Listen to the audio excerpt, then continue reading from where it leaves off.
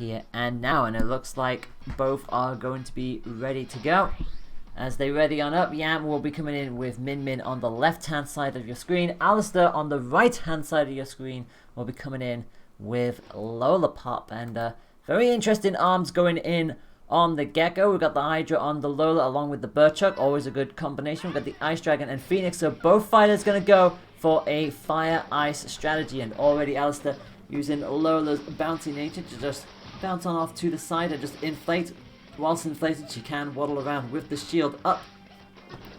Gives it that little bit of freedom that some other players don't really have, and Alistair with a good first time grab sends Yam straight to the side. Very good start for our newcomer here, and Yam not quite able to get a cusp of what Alistair's strategy is so far, and gets caught with the Burchuck as well, and tries to go in for a little bit of reflection, but Alistair fully committed and was expecting it, goes for the rush, but not gonna happen on this occasion, and that is a fair amount of a little lag there every now and then, but Alistair just about making this work, gets a grab as well on the side of Yam, and you just see Lola just a very twitchy character, it must be said, on this match, but both with not successful rushes there.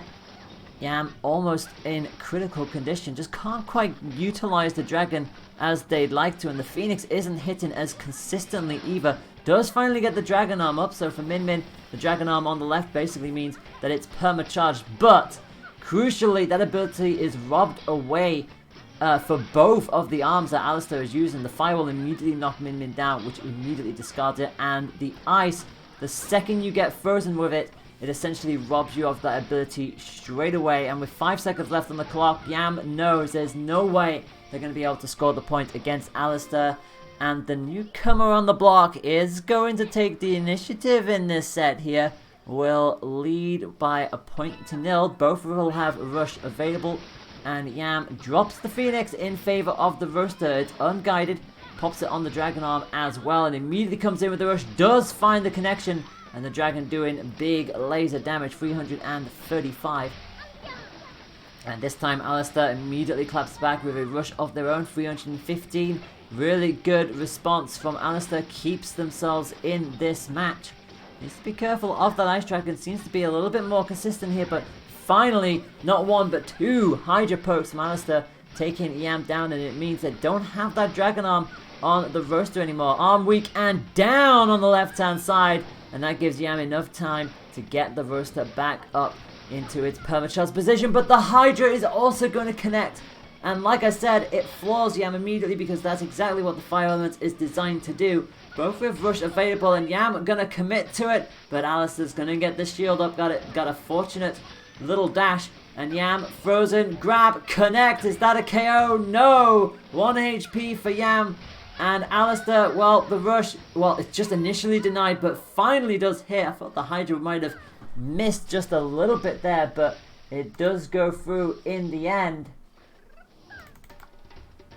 And Alistair gets a little bit of a surprise here. It's going to lead this best of 3 set by a point to nil, having won 2-0 in the first match. Now, this is a very interesting predicament we see ourselves in here. Because, I wasn't sure what to expect here, but I was not expecting our newcomer on the block to take the lead. It's always nice to see an underdog story happen every now and then, but very good showing from the Lola. Min Min just, could not quite get into a good little rhythm there. Every time they kind of went for the dragons, it either wasn't hitting or also was able to get the shield up. I mean, Lola is a little bit more different than certain characters in the fact that they can have the shield up and move. Yes, it's slow movement, but at the same time, every other character generally has to stay stationary with that shield up. So Lola gets a little bit more freedom as a result. And the Hydra was just an absolute pain. And to be fair, so was the Burchuck. The Burchuck was doing just as much work as the Hydra was. And Yam, realizing that Min Min just is not working in this matchup, is going to switch to Ribbon Girl as we head to Sparring Ring. So we go from a spherical nature to a square nature. No gimmicks, nowhere to hide. It's just straight up fighting here. And Yam is going to come in with not one but two chilled items, one chiller and one Burchuck respectively. So Alistair, the only one then without an ice arm in the form of the Hydra. And to be fair, the Hydra is pretty important against a character like Ribbon Girl, who's significantly more agile and is going to get caught by the grab, long range grab from Alistair. Right opportunity to do so. And look at how much they're trying to keep Yam from moving around too much and finally get a grab of their own. And they're the ones with rush available here. And Alistair did try to overcommit there. And Yam right up in their face, not going to allow them a chance to do so. And also fires in with a rush of their own. 270 damage. No fear at all in the side of Yam. Alistair down to 1 HP. It's going to get the grab on Yam, however. Keeps him alive, but knows that one more punch is all Yam is looking for. That one will bounce off the shield on this occasion. And finally the Burchuck will hit. Alistair just unfortunately stepping into it. We've seen it happen time and time again as we head into round number 2. And that was a very interesting start there, but crucially, Lola does get the grab.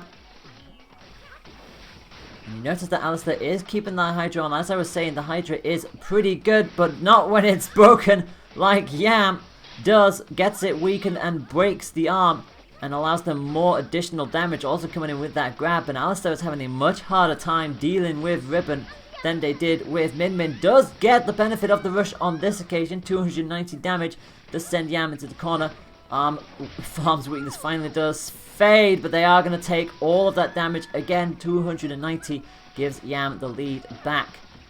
And so far, Yam's momentum is definitely carrying forward here. Alistair just can't seem to find a way of slowing Yam down, and they're not afraid to get in your face, are they? And finally the Hydra does top them down a little bit, but notice that Yam just does not stop moving in the slightest. And Alistair just unfortunately just Hydra every now and then quite whiffing, and the rush is not going to hit on this occasion. It's just chip damage and nothing more, and Yam will have rush very soon. And with Alistair on the cusp of KO, just about gets the shield up and keeps them alive. They are in critical, so they need some really good hits here to keep this match going. As Yam again being forced into that corner, though can't afford to take too many more hits from the Burchuck.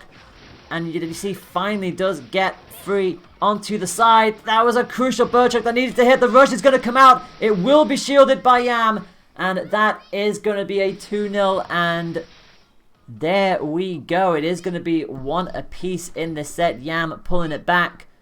Switching from the Min Min to the Ribbon Girl. It was the exact right thing to do. And Alistair was starting to get back into that match as it was going on. But Ribbon Girl just proving a little bit too much for them at the moment.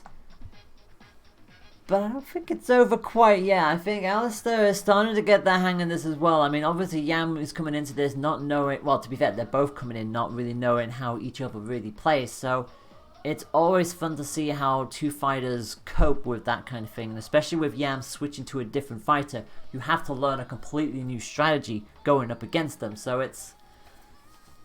They were learning towards the end, but just that first match was very much evident that Yam was very much on point with the Ribbon Girl. The switch was significantly good for them. So I guess we'll now see what Alistair decides to do. If they want to stick with the Lola pop, or if they're going to switch themselves as well. Do remember that the ruling for this competition is... if the winner decides to change character, they have to declare that. The loser does not have to declare that, which is why Yam did not declare that they were switching to Ribbon. And neither player needs to declare if they're changing arms either. Like, that's just a free-for-all. You know, that's... This game has 45, I think. I think it's 45 different arms. Yeah, there's really no need to declare if you're switching arms. And it is going to be Buster Beach, the call between Yam and Alistair. Both are going to remain with their respective fighters. Alistair not going to switch from the Hydra or the Burchuck. They do have another glove in the back, and it is the Roaster which they will bring to the table. It is Fire versus Ice. Roaster versus Chiller, and Hydra versus Burchuck. And so far, both getting off to a very lively start, as you would expect with how agile both of these characters are. And so far, Alistair keeping Yam at bay, and does get the first hit as well with that Hydra, and forces Ribbon into the hot pocket, which is just not where you want to be. It's such a very confined space, and it definitely restricts your movement. A good grab read from Alistair, followed by a rush as well. 355, and Yam is already finding themselves down into critical condition with another long-range hit from the Hydra. Alistair starting off beautifully here. It's almost like they've got this Ribbon Girls strategy down nicely. Tries to go in for the grab, but does get blocked out by the Chill. But we know that Yam can come back from quite some ways back. We've seen them do it crucially beforehand. And Alistair trying to find a way through, does get the poke with the Roaster. They're looking for one more hit, finally does get there. And it gives them a good advantage going into this next point. They could be in for doing quite a bit of a surprise here. Yam on the cusp of getting knocked down into underground bracket on the first match. Alistair with rush already available, gonna stick with the Hydra and the Roaster. And so far, they are not afraid to keep this going. Rushes through one of the punches, but Yam using Ribbon Girl's quickness to just get out of there and take little to no damage at all. So Alistair will have to charge up that all over again. Yam does have rush available on their side, so for Alistair, it's just about stalling out here. They've got damage on the board, albeit very little damage. But so far, Yam hasn't found a way through. The Burchuck just unfortunately just keeps missing every now and then. And that is going to be another shield from Alistair. Chip damage and nothing more. Does get clipped though by the Chiller. And with 50 seconds on the clock, that could prove costly here. But just look at how twitchy the connection is being in this fight. But neither fighter is going to let that get in the way of things. Alistair going to go for the rush. It was a questionable move at best. And no damage yet again coming out. Both fighters not really landing their respective blows so far. It just goes to show how quick and agile these characters are, which means Yam could be in a position to get out. How did that grab connect? What even was that? Like, what? That grab was questionable at best, and it is probably going to give Yam the win and the lead here. With that rush being dealt as well, Alistair will at least get a quick little grab of their aim, but they know it's too late. Gets two grabs in a row actually. Sends Yam down just to about the halfway mark. But wow, that lag was a thing. So I'm not entirely sure what happened there, but now, well, it's winner takes all here, as we're going to see what both fighters could do. And goodness me, the connection can be quite questionable at best here. But Hydra does finally land and sends Yam down. Again, the Chiller does land as well, as Alistair waddles on back, tries to force Ribbon Girl into the hot pocket, does so, and successfully reads with the grab. And Alistair starting off much better, and another amazing read with the grab, catches Yam off guard. Couldn't quite get the follow-up with the Hydra, and again, Ribbon's going to quickly bounce away. Chip damage and nothing more than that for Alistair, but they've got a pretty decent health lead here. Yam does have rush available, and Alistair now finds themselves in the area where they don't want to be. Never mind, they grab the rush anyway, and that is a big health lead. So even if Yam does connect with the rush, they've still got a ways to go. They will connect with it. Alistair overcommitting yet again with that grab. Sidesteps into the Chiller. Is going to at least block through the attempts this time around. Not going to give Yam the chance to go in for a grab of their own. Yam finds themselves in critical condition. 30 seconds left on the clock. Alistair almost with the rush ready, and Yam knows this is a very dangerous situation to be in, and that is such a long-range grab for Alistair to go for. The sheer confidence to go for that was absolutely amazing, and Alistair on their first Challenge Cup appearance is going to knock Yam out into the underground bracket on the first round.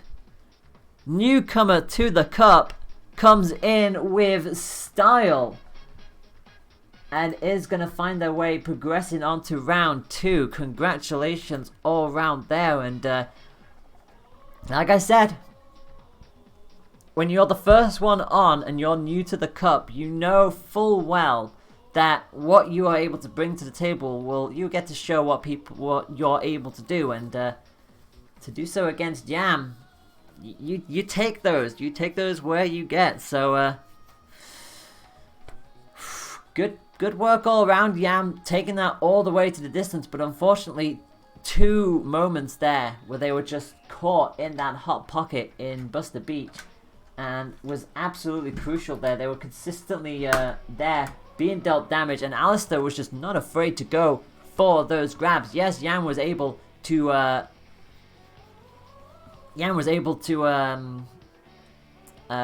out every now and then and just sort of like slowly build themselves back in, but Alistair was not afraid to go for those long range grabs that I think surprised Yam more often than not, where it was just like the other corner and still the grab would come out. So with that being said, we are going to go ahead and progress onwards to round number 2. I think people are starting to flock in there now, and it's nice that the first match does go the distance. Our second best of 3 for the day in round 2, well, at least on stream anyway, will be between Iceman and Yada, and I cannot begin to tell you how good this set is going to be. I mean, yes, it's the best of 3. Yes, 2 top players will be going up against each other in the early stages of this tournament. But crucially, it's gonna be fun to see how this plays out, because, well, there's a reason that these 2 players are, you know, big names in this competition. And in case you're not aware, well, let me tell you this. Between the pair of them, they have won this cup 25 times. Yes, you heard me right. Iceman has 12 wins in their bag. Their last top 3 appearance was the previous cup. The last win was in the 42nd cup. For Yada, they currently hold the record for the most amount of wins in the Challenge Cup, with 13 wins, but that last win came in the 33rd outing. It's been quite some time since they last won this competition, so this promises to be a very, very spicy set, and who knows how it's going to play out. Iceman will be on the left of your screen and Yada will be on the right. Crucially, we're going straight back to Lola versus Ribbon Girl, except this time round with a significant difference in arms. We've got a toaster and a popper on the side of Yada, and for Iceman, they're coming in with a popper of their own, but coming in with the Scorpia. So we're going to see some poisonous stacks potentially. Obviously, the Scorpia has 2 different modes of attack, much like the Burchuk as well. I forgot to really mention that. But with the Scorpia, it's a little bit more slower on the ground. It's a bit quicker in the air as it comes in with the Frisbee, and they're both going to exchange poppers pretty early on, and Iceman getting 2 in a row there, both with Rush now available, and obviously the poppers can be used to juggle Rush, especially if you're close enough. It's very devastating effects, and let's see if Yada can pull this off. So far, Iceman has Ribbon Girl under control. The radius of the popper is catching Yada out every now and then, but their shield isn't exactly perfect either for Iceman. They are still letting the odd popper through. Thankfully not charged, but it does very quickly add up as Yada does try to go for the commit, but unfortunately overcommits, and Iceman will punish with the rush and quickly snips Ribbon Girl down. Yada gonna stick with the same combination. Iceman, however, gonna switch it to the Burchuk, so Scorpio gone, Burchuk back. Like I said, both arms with 2 fire modes essentially when on the ground and in the air. So, but at the same time, the Birdchuck is a little bit more handy for the for Rivengirl. Just on the chill factor alone, since it just completely robs Rivengirl of all of her abilities and her mobility at that. And Yana's starting off a lot better here, but is finally taking a little bit more damage. Does get an initial arm break as well. Again, just the sheer power of the Birdchuck, just catching Rivengirl off guard there a little bit. The middle platform is cracking. We haven't seen the trampoline out just yet. And if it does come out, it changes the complexity of this stage. But again, another quick little popper here, and Iceman not afraid to just go in for these little hits. Yes, the popper is one of the lighter arms in the game. It can be punched through by just about anything, but it's because of its speed. It sets you up for rushes like that, and Iceman will take a quick 2-0 in that first point, and will lead this best of 3 set by a 1-0. Should probably point out what is currently going on elsewhere. I wasn't really able to give you all a quick update as to what happened elsewhere. Penzo beat Alimento 2-0. Iceman obviously has made it here, so they beat Nai 2-0. Yada beat Yoshi 2-0, which is again why they're here. Riffa beat Duke Ned 2-0. Okrim and Aloya also went the distance with their best of 3 set. That ended 2-1 in the favor of Okrim. Replicant and Wasabi are still fighting apparently, so their match with Alistair awaits, but Replicant and Wasabi still fighting. We still don't know a result on that one just yet. Both are going to come right back in to this point, and both going to keep the popper on hand, and Iceman going to keep the Birdchuck, clearly favouring that against Rivengirl so far. Yada coming in with that toaster again. And again, both are just not afraid to go in with these popper hits, because obviously they just cancel each other out at this point, so it's only the glove and the Birdchuck that can punch through them in this regard. Yada finally does get a charged hit with the popper. The mobility of the pair of these characters, and again, Yada catching Lola off guard, gets another popper, sends them right back over, but that artist weak on the right hand side does finally fade away, but Iceman knows that they have that kind of consistency. They've pretty much confirmed all of their rushes so far and make that 3 for 3 for Iceman. Puts Yada on the cusp of critical, just about gets away with the grab attempt. Rivengirl is a very quick character after all, able to quickly nip to the side, especially with those double jumps. And again, put into critical condition, and Iceman just, as long as they don't get hit by the popper, they're absolutely fine, and Yada knows this. They don't want to commit to the rush and know full well that Lola will just get away from it, and the popper is going to pop Yada right back down again. And Iceman is looking to book their ticket into winners semi-final. And both with rush available now, so Yada didn't even use the rush in the previous point, and Iceman had it all the way charged back up, so they start this point with rush already available. Can they make it 4 for 4 for successful rushes in this set? Well, we're going to find out soon enough, as again, the popper does find a way through it. It's either the popper or the Birdchuck, and most of the times, Yada just doesn't seem to have an immediate reply for it. Again, the popper charged hits, and Iceman, again, just waddles on through, trying to intimidate Yada into making another mistake to allow them to go in for the rush opportunity. And just shields on through it. Unfortunately for Yada, they just can't get into the position where they can land with the pop. And no sooner have I said that, they hit it 3 times in a row. As the platform takes a little bit more of a beating, and Iceman cannot make it 4 for 4 on the rushes. Went for the juggle, but unfortunately just couldn't quite hit it, and Iceman this time gets caught with the popper, and Yada knows that if they were just a little bit closer, they'd have been able to go for it, but just not able to on this occasion, and reflects through the Birdchuck, but their first rush of the set does not land either.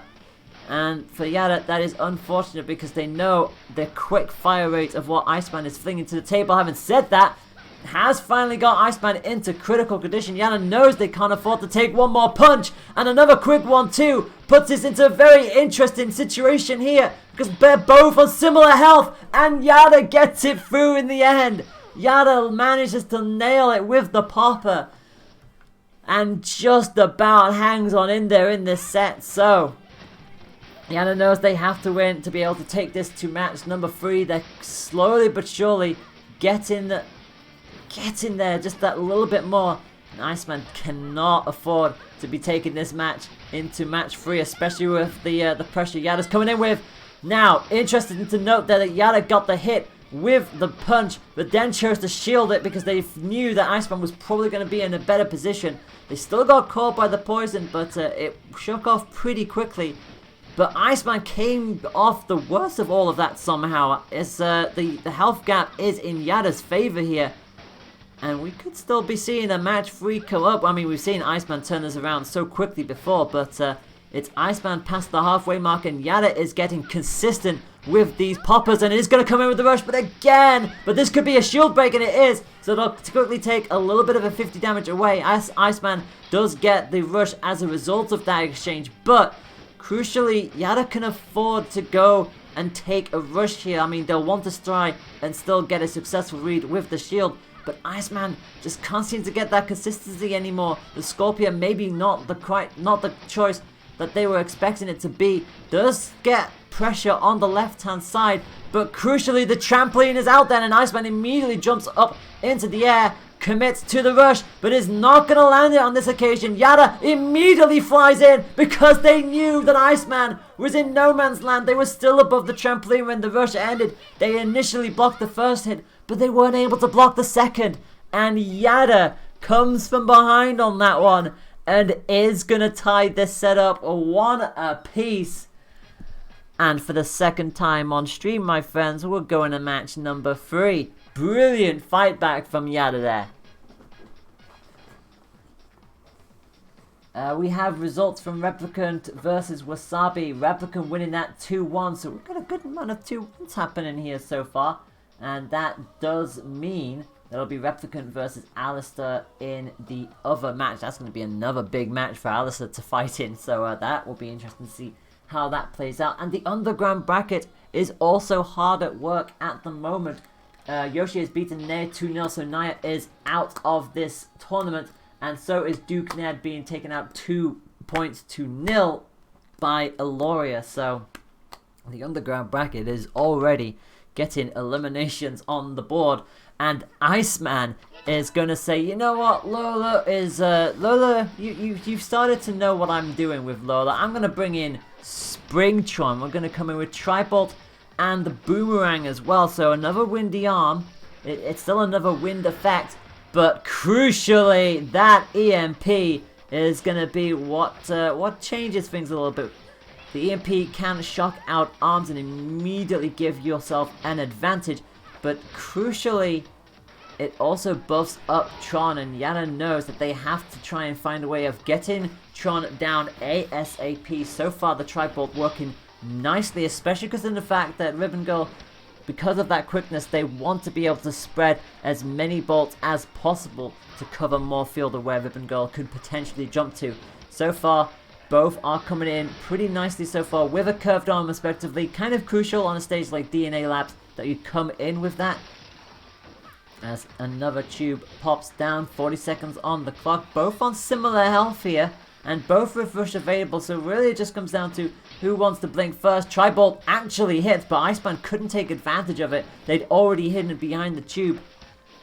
And that's the risky run with running a stun arm with a map like this, where you can inadvertently get the stun when you weren't quite expecting it. And they do manage to get it yet again. Yada just a little bit further back this time around, but is in critical condition. 10 seconds left on the clock, and Iceman knows as long as they hold this health lead here, they're going to be absolutely fine. Does get the hit with the Boomerang, and that pretty much confirms that Iceman will take this point in. Yada also realizing that as well. So 1v1s going in the way of Iceman so far. Had to go to the time, but Yada going to switch up their strategy a little bit. Going to come in with that popper on this occasion, since there isn't really any more tubes left to play around with, and obviously that toaster. And oh, Yada, that was unfortunate. Yada came out just a pixel too late, and Iceman gets a free rush as a result. You hate to see those kind of things happen, but that is what Tron is designed for. If your timing is just a little off, You either get the shock or Iceman is able to just about get away with it and counter the play. So it's a fine balance on getting that time. And finally the toaster does hit, and Iceman being forced into the corner, and this is going to be big time damage for Yada. Finally evens the playing field, but Iceman has got a fair bit of advantage in terms of getting towards Rush. But suddenly this Popper is coming in a little bit quicker than I think Iceman was expecting. Going to go for the EMP. Isn't going to get a shock on this occasion, but look at how much deadlier Tron is. But crucially, Yada is a punch away from taking this again into the next point. Both with Rush available, another Popper hit. One more hit is literally all Yada needs, but that is a shock. And the Popper got through! The Popper managed to get to Tron before the bolts could hit. And crucially, Yada steals that away from Iceman. Well, final round, final point, both with Rush available and no tubes left on the field. Iceman sticking with the Tri-Bolt and Boomerang, but so far the Poppers are coming on through, and Yada is finding a way back into this match with every single second that passes. Arm weak on the left-hand side, but two crucial knockdowns in a row means that Arm faded away pretty quickly. Iceman quickly backs up, realizing they can play from range a little bit more here. Kind of not really relying on the EMP as much. Finally does get it off, and the arm weak on the right hand side. They're going to see if they can keep this pressure up. Finally does get the stun, but they're not close enough to take advantage of it. And Yada commits to the rush first and manages to bait Iceman into going for the rush. Jump to the side with Ribbon Girl and continue the rest of the rush. Iceman in critical condition as a result, and Yada has a potential chance here to just make a monumental comeback. Arm weak on the left hand side, Popper just missing on the right. Both arms weak on Springtron, and one goes down, but they couldn't get the final hit. Yada could not get the final hit where it mattered the most. Both participants are crucially close, but the Popper hits. The Popper hits. And Yada somehow, some way, is able to go ahead of Iceman and send him into underground bracket. What a set. What a final match that was. And this is just round two. This is just round two of this entire tournament. That was absolutely amazing. Well, I don't know about you, well, I am looking forward to the rest of this tournament if that is what we are getting so early on. And the fact that Iceman finds themselves in the underground bracket this early on.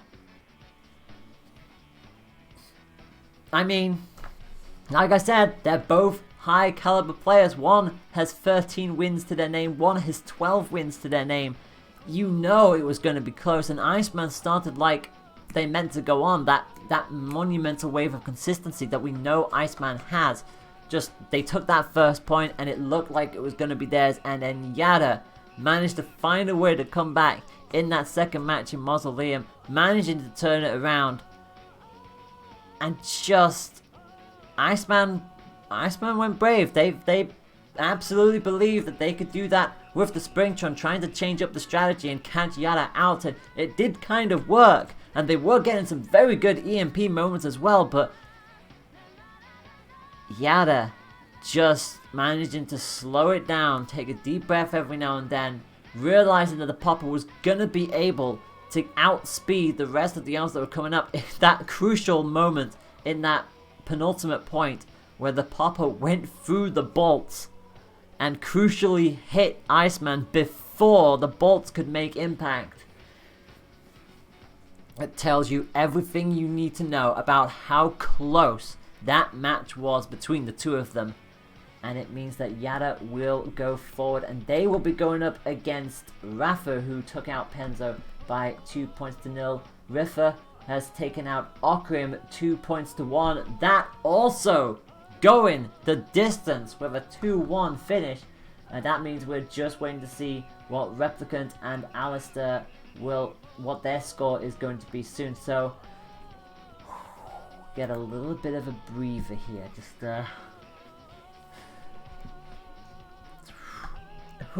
just a little bit of calmness, a little bit of a quick time to catch your breath, because like I said, if that's what we expect in the first 2 rounds of this competition, what are the next rounds going to be like, especially as we head into semi-final number 1? And it looks like Yada will be coming straight back onto stream because the other semi-final isn't ready yet. So as a result, we will be starting off with Rafa versus Yada. And Rafa, well, you want to speak about consistency. Rafa has been tearing up that phone book over the past month or 2, coming up and taking that number 1 spot on the dashboard away from Rafa initially, and after a little bit of back and forthing, was able to take it from the Challenge Cup as well. Rafa was not able to come in last time round to defend their title, which they won the previous time. But you want consistency, Rafa definitely has that in buckets at the moment. So we'll see if they're going to be able to take on Yada, especially having come off a set like that. So we will soon see how this is going to play. I'm just going to quickly top that there. There we go.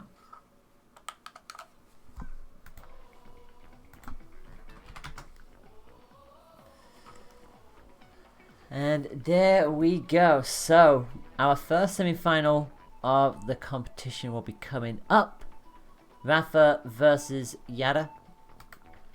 If you want that consistency, like I said, on the stat side of things, they didn't take part last in the previous cup, in the big 5-0, but their last win was the cup before that. So you know Rafa has a point to prove here, and well, what better player to prove it against than a character like Yada, who is looking to extend their history-making record. Like I said, they are the highest.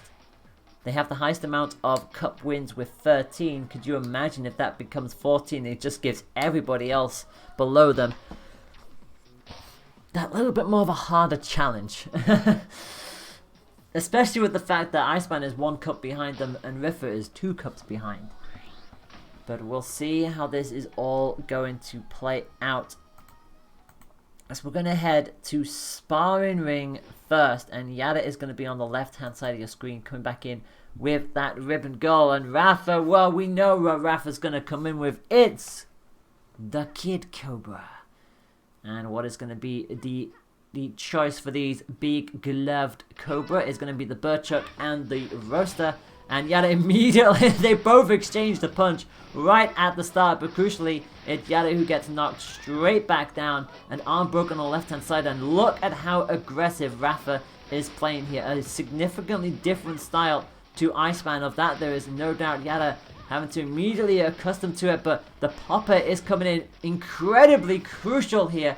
Finally does punch on through the grab, and well, the last thing you want is to be getting caught in a grab by the Cobra. It does that little bit more damage than everybody else. And Yada, that consistency with the popper has paid off for them. They were able to get the rush on the board first, and so far they are catching the Cobra out on every other popper shot they seem to be flinging in. Roaster does finally deliver that big high-powered damage, but Rafa crucially closes it in. Forces Ribbon Curl into the corner, gets the juggle that they were looking for, and that is how you come back and take that point in style. Rafa going to come in with a popper of their own, realizing full well that that popper is being an absolute annoyance, and figured what better way to counter it than with a popper of my own. And so far it's working it's working quite nicely, but it's not stopping Yada getting that through consistently here. And Yada is trying to look to see if they could do what Rafa did to them, but not on this occasion. Unfortunately, it's the wrong angle for it. And as a result, it's a wasted rush as Rafa takes center stage yet again. Tries to force Ribbon Girl back into the corner. Does so. Immediately comes in to try and challenge. Goes for the rush, but Yada able to go the right way. Avoids the rush completely. Does take chip damage from the shield, but nothing more than that. Does go down to the Burchuk, however. Rafa coming in and applying so much pressure on the form of our 13-time winner. Rush once again available from Yada, and oh, that is unfortunate. The second the arm breaks, it's essentially a free rush for you. And Rafa finds themselves in critical condition. Having said that, they do find the Burchuk square. And whilst they did get the freeze, they weren't able to quite get the follow-up they were looking for. They need one more punch, and that will force a shield break. Of that, there is no doubt. And Rafa very nearly lost that towards the end there, but they will take the initiative here and lead the set by 1-0.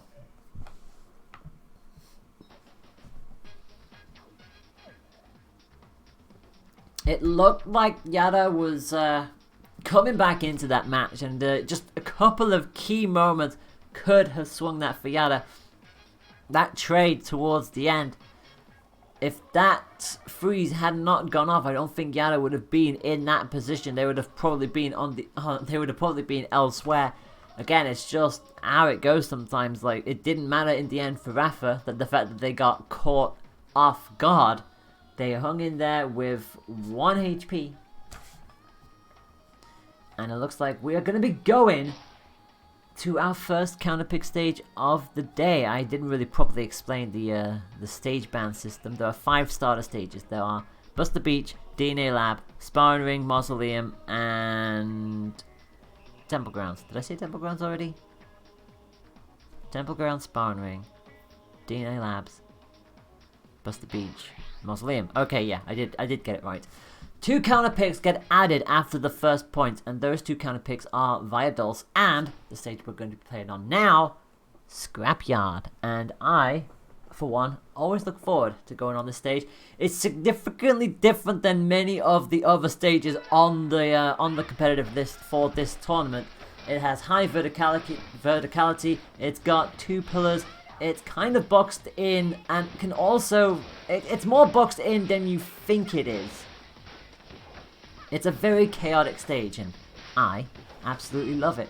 Yana gonna come in with the Popper and Toaster yet again. Does catch out with our Fiery Glove, as Rafa comes in with the Slam.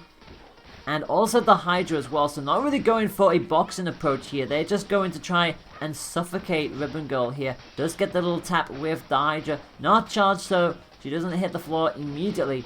But that slap is going to be some crucial rush juggling action. 350 damage, and immediately just go straight back into Yada's face. They are unrelenting here, is Rafa. But finally does get caught and slowed down initially by the Popper, but it's the windiest of slaps. The curves around the pillar, catches Ribbon Girl off guard, and Rafa is looking to just run away with this set and bag another 2-0 in their favor. Starts with the Hydra and immediately flings Yada down. Yada not gonna give up on the Toaster Popper combination. Does have rush available, but Rafa is being so quick and deadly that they're not worried about that in the slightest. They get a rush denial as well, just to add icing onto the cake. Finally gets caught by the Popper, but the pillar is down. Yada's last line of defense is gone, and Rafa knows full well that they have control here. Immediately rushes in front of them. Not going to force the shield break on this occasion. Yada says, please get the heck away from me. Arm weak on the right hand side, and it does break as a result of that Hydra hit. 55 seconds on the clock. Yada slowly coming back into this match the more it goes on. Arm weak on the left hand side for Rafa now, but just about manages to keep it at bay with another successful hit. Yada goes in for the rush, does actually land it. 315 damage, it keeps them in, but crucially they need to get one more hit in there. Okay, one more hit on there. Rafa literally on 1 HP. A Popper will be absolutely fine, but Rafa also knows that they have KO range. They got the initial hit, but Yada somehow managed to shield the rest of it. They are incredibly close here. Yada knows one more punch will do it. And they get it. Just in the nick of time, the Toaster puts an end to that. and you just felt like Rafa was going to pull off another 1 HP save. But not this time round. Yada keeps themselves alive. It's going to be the Burchuck coming out for Rafa now alongside that Hydra. And again, not really going for a proper boxing setup. I mean, yes, the Burchuck is going to be able to at least counter out the Toaster at this point. But crucially, the Popper is still the quicker arm on the field. Nothing to be dealt with in the form of that rush on this occasion. But Rafa now starts to get themselves back into the swing of things. Yada keeping Rafa at bay for the most part, and every single time Rafa starts to close in towards Ribbon Goal, a Popper immediately floors them right back down. And suddenly this is going Yada's way, although the rush is going to connect, and that is 270 damage, brings the health back down level. And Rafa knows that this is going to be the moment if they want to shut out this set. Winning this 2-0 without Yada taking it to match 3 again. They've got to do it right here and now. 40 seconds left on the clock. The Toaster does find a way through, and so too does the Popper. Yada is not giving up anytime soon. Rafa takes the high ground, tries to find a mistake from Yada, does manage to get the hit, goes for the rush, but crucially, Yada goes all the way into the corner and just waits out the rest of it. Now they know they have an opportunity to potentially take this away from Cobra, but the Hydra denies! The Hydra gets the most important rush denial of the set. Rafa takes it with 11 seconds left on the clock. Yada nearly springing another comeback on the cards.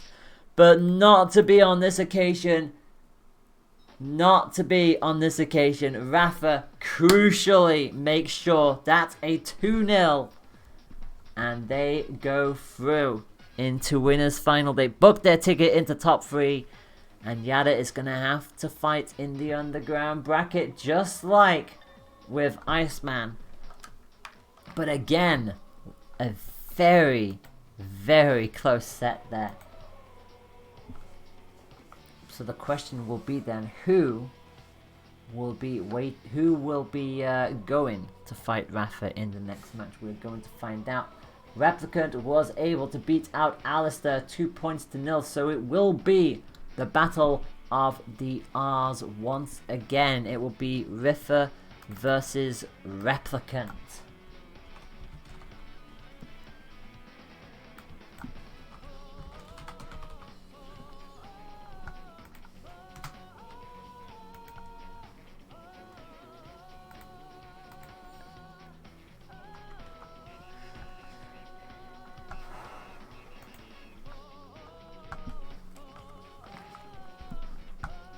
Everything is moving thick and fast. I'm hoping everybody is having a good time so far. There have been close matches from start to finish here. And it only feels like it's going to just escalate because, well, like I said, we're coming into Riffer versus Replicant now. And these two have a storied history of that, there is no doubt. Riffer having won this cup 11 times so far. Replicant has won it twice. Like I said, they are one of our former winners here. They last made the final, ironically enough, 2 cups ago, which was when Rafa beat Replicant in that grand final to win it. So if Replicant wins this, you know full well that the winners final is going to be a very seriously hot, a very, very hot heat. But you also know Riffer versus Rafa is, well, that always brings excitement. Left, right, and center. Riffer going to come in with Misango on the left-hand side of your screen. On the right, Replicant coming in with yet another Lola.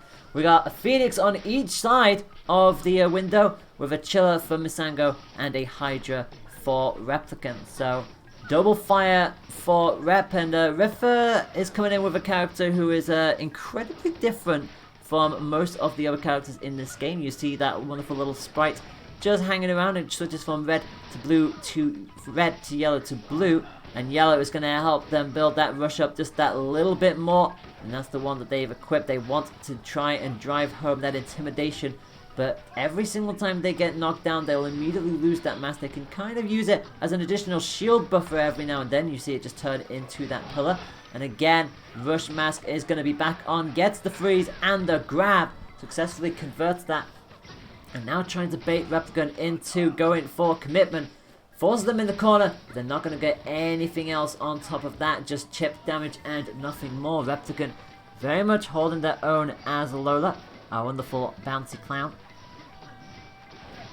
Just noticed that, oh, the red mask gets equipped now to go for that additional damage, but Replicant was waiting for a moment like that, immediately came with the rush, immediately discarded the mask, and Riffa will have to go from scratch yet again.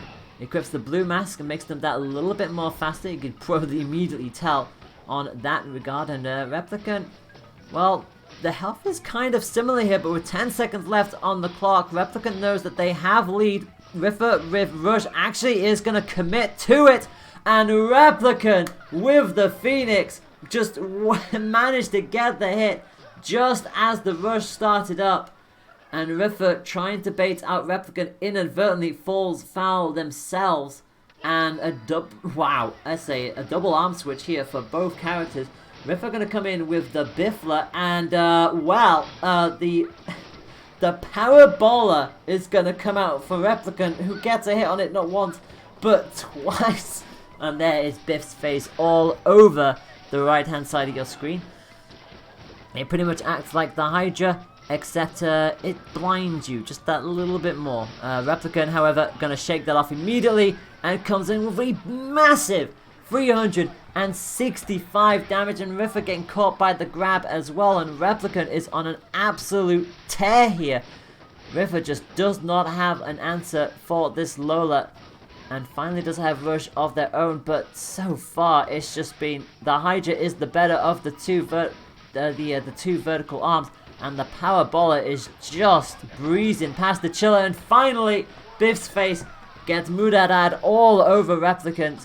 Riffa hangs on with pretty much one hit left on the board, and Replicant knows that they can finish this fight if they so wish, but the Biffler is just now suddenly proving itself absolutely superior. Both essentially a hit away, and Replicant knows full well that they've got to catch Riffa out here, and just about avoids the grab, and Riffa trying to go for the last second approach, and Replicant says, alright, here's how you do that, gets the grab, wins this point 2-0, but that doesn't tell you how close that first point was. Replicant takes the lead in the best of 3 by a point to 0, but my goodness me.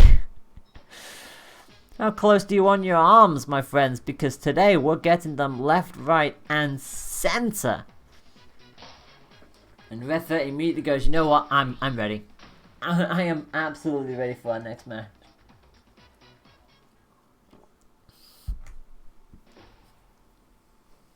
Replicant probably not going to really change anything.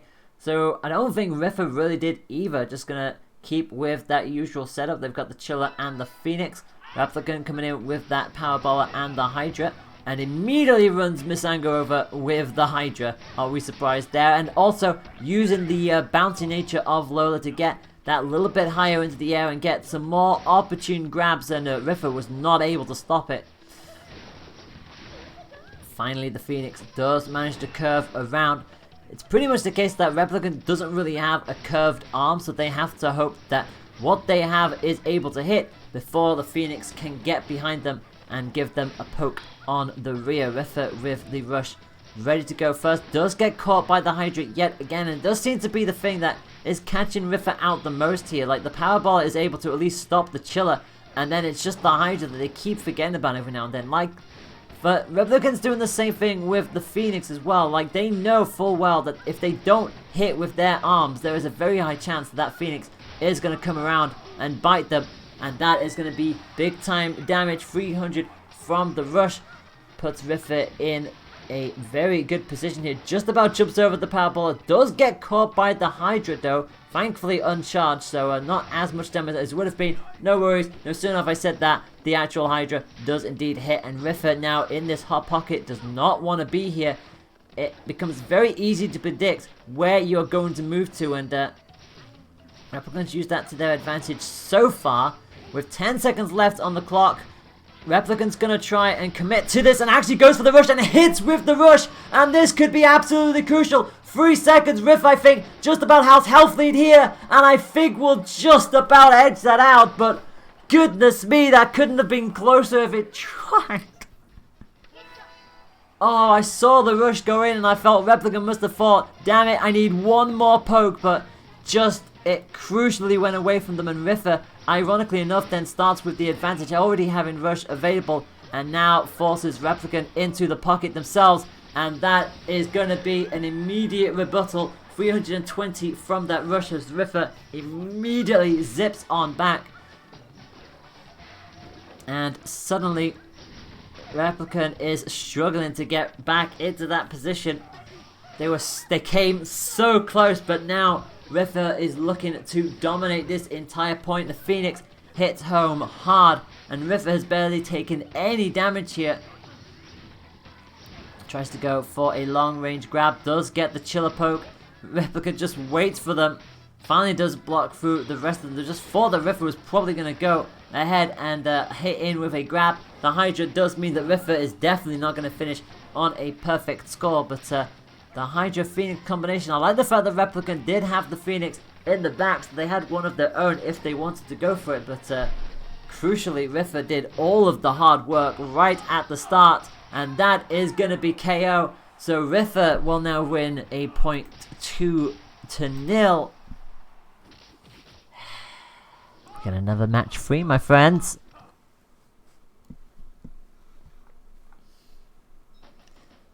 Oh my word. Well, I hope you're enjoying yourself here, because this is going to be this could end up being quite the long tournament here, and I think everybody is having their minds blown at the moment. It's just close match after close match today, and sometimes we have tournaments where it's pretty one-sided all the way up until the finals, and sometimes it has that slow start before the matches start getting close. Not today. Not today at all. Like, the first round was an incredibly close set, and it's been like that ever since, really, hasn't it? So to Mausoleum we go. Both going to stick with their same fighters. You'll notice that there's a Coolerang now sitting on the back pocket for Replicant, as they also come in with the Popper. That Popper is going to be comboed with the Coolerang, and Riffa coming in with that Chiller and that Phoenix yet again. As our wonderful friendly clown begins her bounce around, she is going to get pecked out of the sky by the Phoenix, but Riffa doesn't have a chance to utilize their mask either, as they immediately lose it, immediately re-equips. This time it's the yellow mask. Chiller does finally land, and this is that chain we never want to see people in, and Replicant does not get a successful read on this occasion, falls to the grab. Popper is going to get the juggle, but look at the damage that has already been done. Riffa has a massive health lead, and that red mask is going to make that a little bit more annoying for Replicant to fight through. Popper did at least manage to poke on through, so no grab on this occasion. No worries. No sooner have I said that, Misango comes out with a grab and puts themselves on set point. This is to then qualify for top 3 and winners final. Both will start with their respective rush. Riffa didn't really need it in the end. Comes in with the yellow mask. They've got themselves into a good position if they want to try and go for the rush. The power bullet just stopped it just before it could do its shock.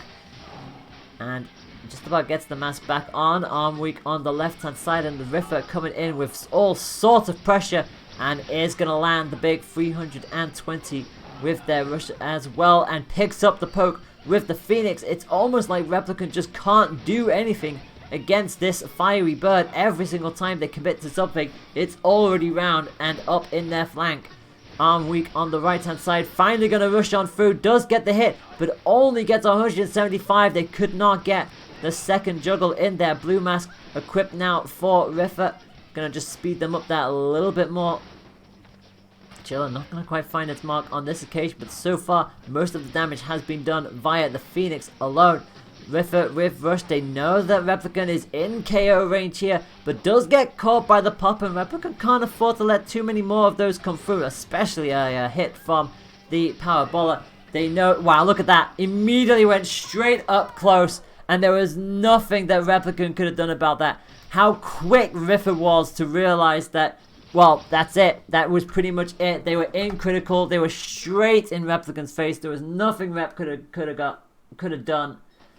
And yeah, Riffa takes that. And there were so many moments that Riffa just essentially baited Replicant out in that match. Like every single time, Replicant thought that they knew what they were going to go for, and Riffa just went, nope, it's a chain. Nope, now it's a grab. Nope, now it's another peck around with the Phoenix. Nope, it's a rush this time for reals. It was just like, it was bait after bait, it felt like, for Riffa. And they do manage to pull it away in the end, 2 points to 1.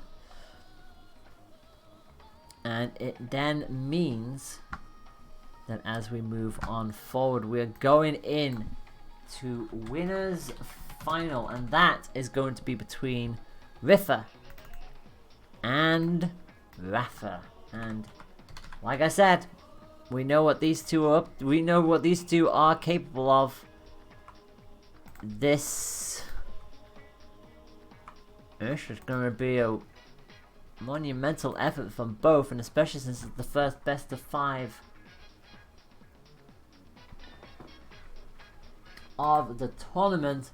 It promises to be a lot of fun, and I hope you're looking forward to it. We can give you some information as to what is happening in the underground bracket.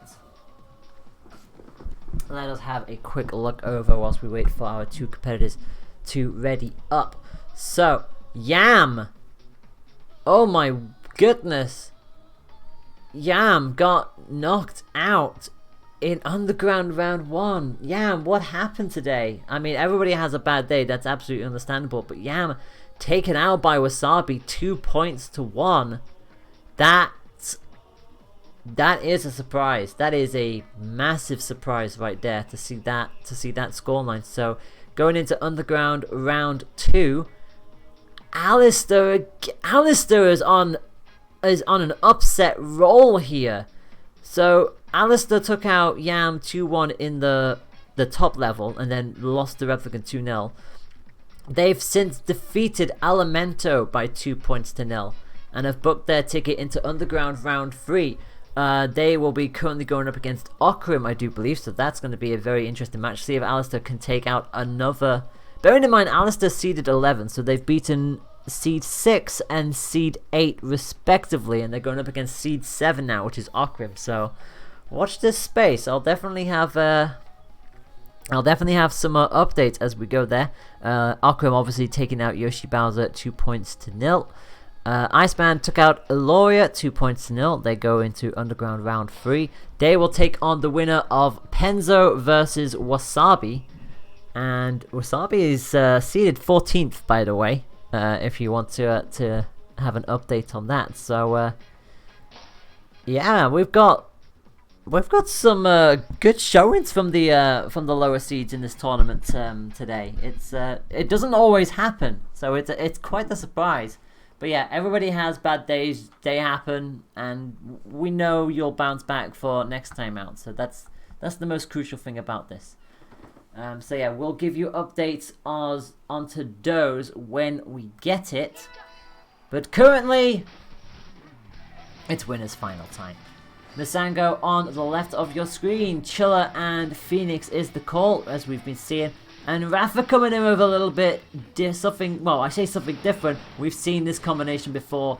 The heaviest arm in the game of the Megawatt paired with one of the lighter and faster arms in the game in the form of the Popper. It's a very interesting combination, and well, we'll see what happens here. But crucially, Rafa does have advantage here with the Phoenix. It is able to curve around, but crucially, if the Popper can at least hit, then it renders the Phoenix useless, and Riffa forced into the hot pocket, and you do not want to be caught in there for too long.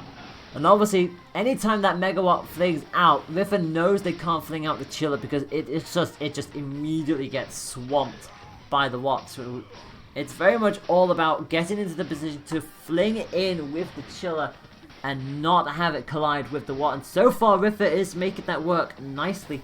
Have already got Riffa down pretty much on the cusp of critical, both with Rush on the cards, and Riffa, they might be stuck in this pocket, but they're making it work to their advantage. They're just playing this patiently, And Rafa just keeps inadvertently stepping in to the range of the Phoenix. Finally, the grab is going to come through. Pops Rifa onto the halfway mark, but with 13 seconds to go. Well, I don't know. Rifa can't really afford to take many more hits like this because they know full well. And Rafa, unfortunately, that was just the wrong move. That was always going to be the wrong move. Rifa just shielded the rest of it. It was just like, come on, grab me. Instead of grabbing, Rafa went for the rush. It's another bait for Rifa that works in their favor. And it also means they start with the rush available. And Rifa is just playing a lot of mind games in this tournament. Of that there is no doubt. And Rafa, unfortunately, is going to find themselves on the receiving end of a 320 rush. As they hop on back into the other corner. Rifa finally does get caught. But it just feels like Rifa has that momentum riding on their side here. And Rafa's still trying to find a foothold into this match. Mask coming out in the form of our Powerhouse Red. And the Phoenix again just flings on through. And the Megawatt is stalling Rifa every now and then. But crucially, they've found a way around it so far. But that rush is going to turn things around. 360. Thank you very much. And just like that, Rifa, well, needs to be a little bit wary here. These punches are starting to find a way through, and Rifa on the cusp of crit. They do know that they can rush through this and potentially KO, and that's exactly what they're going to do. 370. That last hit does seal the KO for them. And it was an odd little start there, but Misango does take the first point away from Kid Cobra.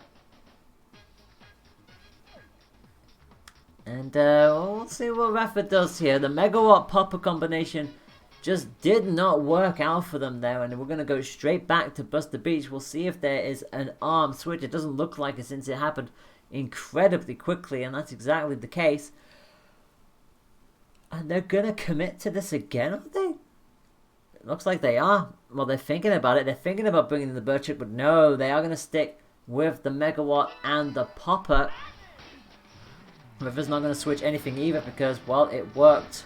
It worked the first time. Why won't it work the second time? But the Megawatt does manage to punch on through and gets the shock. And that'll set Rifa back a little bit there.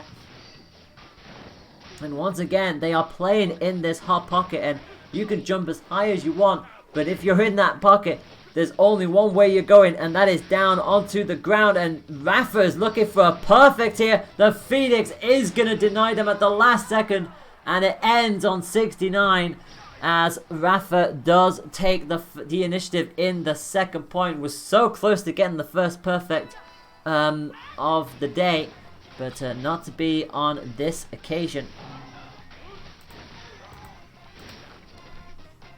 Once again, we're going to see, oh, the juggle attempt. No, not this time. I think Rafa just initiated it just a little too late. Does get the score with the Megawatt, and the Popper quickly goes in for a quick little punish. But Rafa overcommitting there and way too close to Rifa meant that they fell foul to the rush straight away. But suddenly, Rafa is on a roll of their own. The Popper is absolutely running right through Rifa. They're both on similar healths here.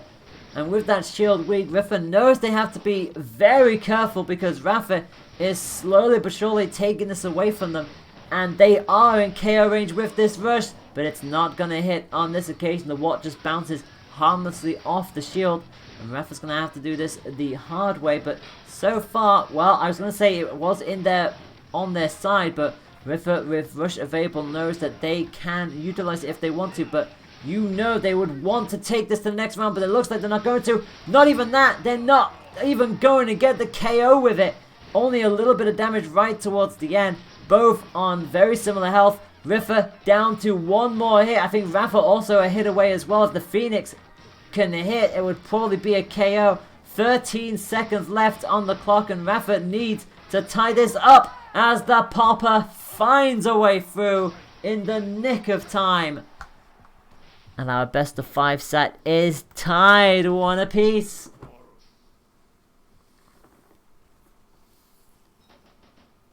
Rafa is, I don't think we are surprised to see Rafa's came back with such a bite, and well, neither of these players want to go away from Buster Beach.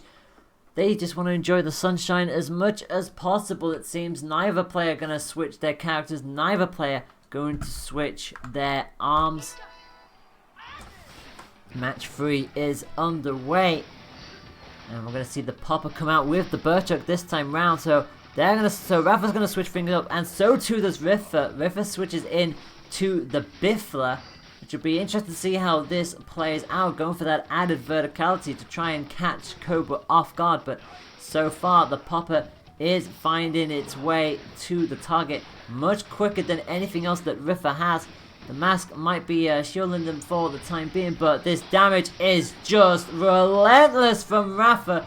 Chill into a rush. You don't really see the chill hit into the rush, but it's worked beautifully for them. Arm weak on the left hand side as Rifa falls into critical condition. They do have rush on the table, but they're not going to be in any position to utilize it in this match unless they can get this away from Rafa. But one more hit, and well, Rifa's momentum from the first match has been completely and utterly shut down. Rifa, realizing the Biffler was an absolute awful decision, starts off with the rush with 280 damage as a result of the combination of the Chiller and the Phoenix, and again catches Rafa in mid-air. This clearly working a little bit, I say a little bit better, and a lot better. And grab is, wow, that was interesting. So the grab was initially denied. The rush did get through, but again, it's the Phoenix. The Phoenix swooping on round and stops Rafa's rush before it could take off. But that's not slowed Rafa down in the slightest. Oh, both immediately shield in front of them. Just one of those blink moments. Like, who wants to go first? Who wants to throw that first punch and put themselves in the worst position? So far, Rafa keeping this alive, but the chill chains begin. And that's exactly what you can't. What's exactly the type of taxes you can't keep falling for. It's another bait for Rifa. And Rafa goes, you know what, let's bring the Megawatt back. Why the heck not? One apiece here, both in the set and in this match. Rush going to come out as the Popper bounces off the shield yet again. Grab attempt, Rafa translates it into a rush. Gets caught by the Chiller and then the Phoenix as well.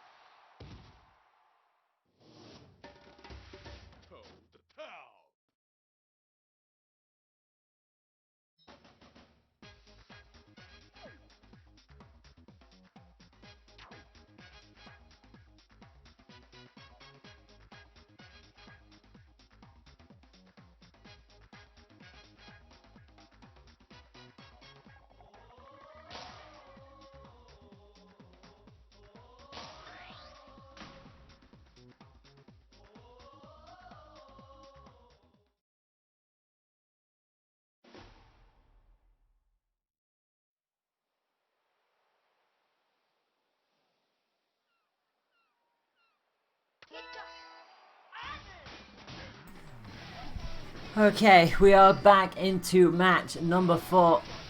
I do apologise for that. A little bit of a moment. But we're back into this match. Rifa versus Rafa. Rafa leads with 2 points to 1. A successful Mega Rush again converted into their favour. And starting off with another shot on Rifa. And they're slowly but surely losing their spot here. Again, hopping into that hot pocket, but not afraid to bring out that Phoenix as it curves once again back around, taking out Rafa in the process. And all of the speed in the world, yeah, sure, it can help you, but finally does get themselves free of the hot pocket, which is exactly what they needed. Again, Phoenix flings on round and keeps this set very much at a tied spot. The popper is going to get a little bit of a nudge on the side, but that won't phase River too much. As long as it's not charged, they're absolutely fine. Into the middle they go, starting to chain up with the chills yet again. Quick little 1-2 punches, and unfortunately not going to quite get the momentum they were looking for. Now, this is crucial. Both with Rush available here. 30 seconds left on the clock. Both could potentially KO here, but neither wants to really bolt with the Rush immediately, knowing full well that it can be shielded and countered where possible. 15 seconds, I think. What happened there? I don't know if that was lag or something else, but in either case, I think Rifa initially went for the rush, didn't get it. Rafa got the better of it, and just about holds on to take the point there. I'm not 100% sure what happened. It almost looked like a bolt of lightning happened, but the darkening of the screen didn't commit on the rush, which I think is what confused me the most. But Rifa, in either case, comes out worse off the exchange, and Rafa is a point away from booking their ticket into Grand Final. The Megawatt and Popper combination is just proving just a little too much for Rifa here. They're trying to play aggressive against the Cobra, who absolutely excels at being aggressive themselves. Another rush confirmed, and they're just looking for one more hit. They find it, and Rifa drops. Rifa again dropping to Rafa. Rafa clearly has their number at the moment, and it's another win for Rafa. It's a 3-1 in this set, and it means they are through into Grand Final. Can Rafa add another cup to their name? It would be their 4th ever cup if they can do so. But we've got the underground bracket still to go through, and you would not believe what I'm about to report here. So Penzo took out Wasabi, but it was a 2-1 match. It went the distance yet again. Iceman will take on Penzo in underground round 3. I think that's currently going on. But Alistair with another surprise, and this run is turning out to be quite something. Alistair has beaten Okrim by 2 points to 0. I cannot believe I'm saying that, but in Underground Round 4 it means Yada will go up against Alistair. Well, Alistair gets to fight 2 former winners in this tournament. They lost 2-0 to Replicant earlier, and now they're going to have to go up against 13-time winner Yada down in the underground bracket, which is going to be incredible to see how that one plays out.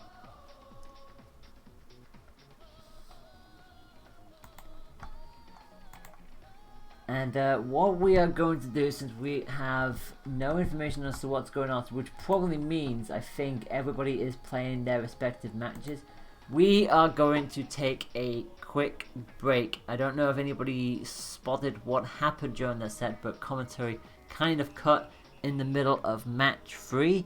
That's because as I was casting, I felt a lump in my throat that wasn't going away no matter what I was doing, and so I had to just quickly stop to try and figure something out. I'm okay, that's the most important part, but I think it will be a good chance for everybody to take a quick breather, and when we come back we will investigate what is currently happening down in the underground bracket. I will see you all in just one moment.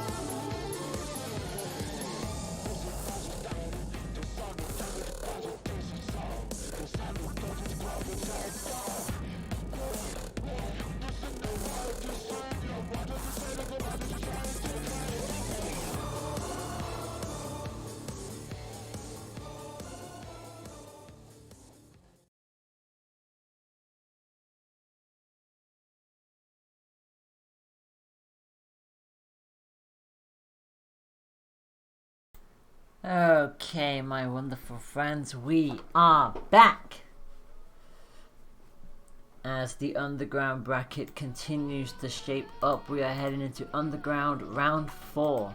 Iceman was able to take out Penzo by 2 points to 0, so our 2 matches in round 4 are as follows. Yada will be going up against Alistair, who has been making an exceptional run up to this point, and Replicant will take on Iceman, and that is going to be our match that we'll be streaming here and now, which I am incredibly looking forward to. Whoops, that's the wrong button.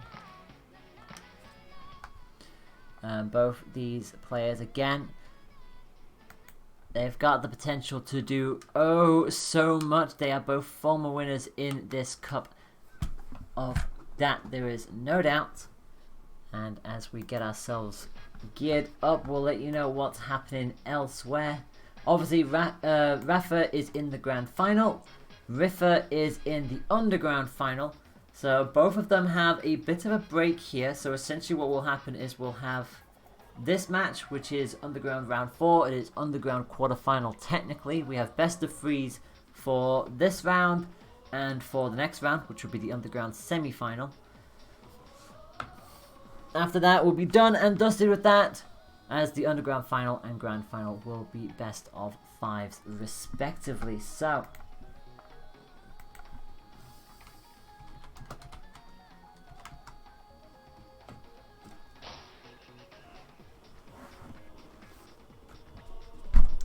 both of these two find themselves in positions that I don't think they were quite expecting to find themselves in. I mean, especially for Iceman. They went out maybe a bit earlier on than they were expecting. I think same goes for Replicant. They both went out with a bit of a surprise or two. I mean, having said that, Iceman, I mean, you say it was a surprise. Iceman going out in round 2. You know, it was one of those things where it was Iceman versus Yada. Literally, whatever happened, somebody was going into the underground bracket early. So, it's just how it goes. Iceman is going to come in with Coil. Replicant coming in with the Lola. And Coil, again, we get the first time to see her on the stream today. Can have 3 arms in her charged up position. So it'll either be 2 chillers or it'll be 2 Thunderbirds. It is random. But so far, the Hydra is keeping Coil grounded. There's a lot of characters who like to be in the air, or like using the aerial maneuvers to their advantage, and the Hydra is just one of those arms that it does stop them from utilizing it too much. As Iceman again falls foul to the Hydra. Replicant on a tear here, does get caught out by the freeze eventually, and the grab is finally gonna pop them back into a little bit more of a favorable position for Iceman, but crucially, Replicant has a massive health lead, but that, however, has immediately just turned that right down. Iceman finally getting caught by the Hydra, but oh, the grab! The grab, and Replicant just about shuts off Coil's momentum. It was like every other hit was just on point there for Coil, but all Replicant needed was that little Hydra hit, and the grab that Coil just unfortunately fell into popped it right back into Rep's favor.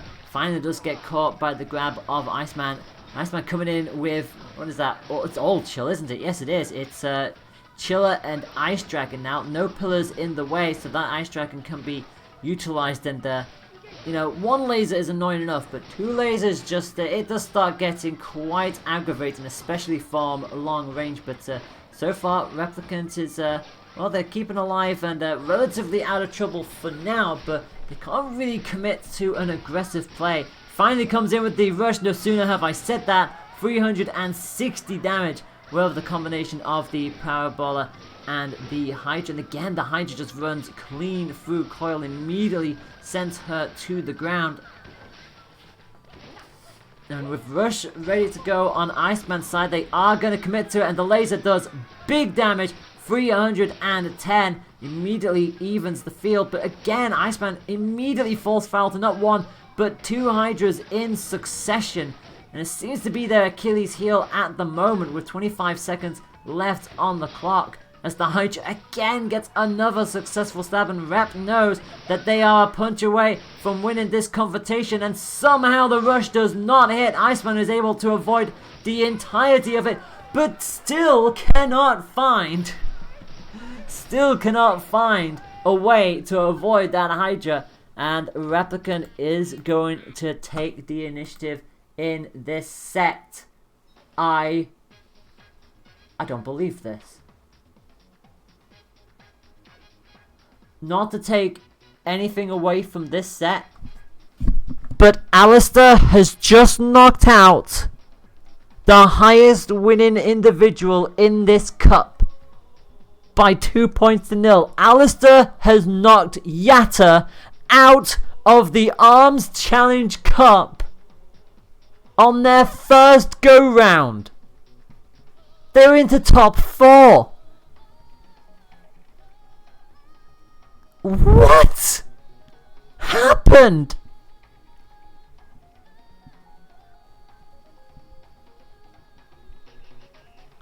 Alistair is into the underground semi-final.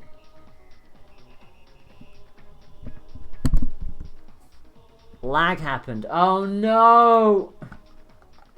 Oh no, you hate to hear that.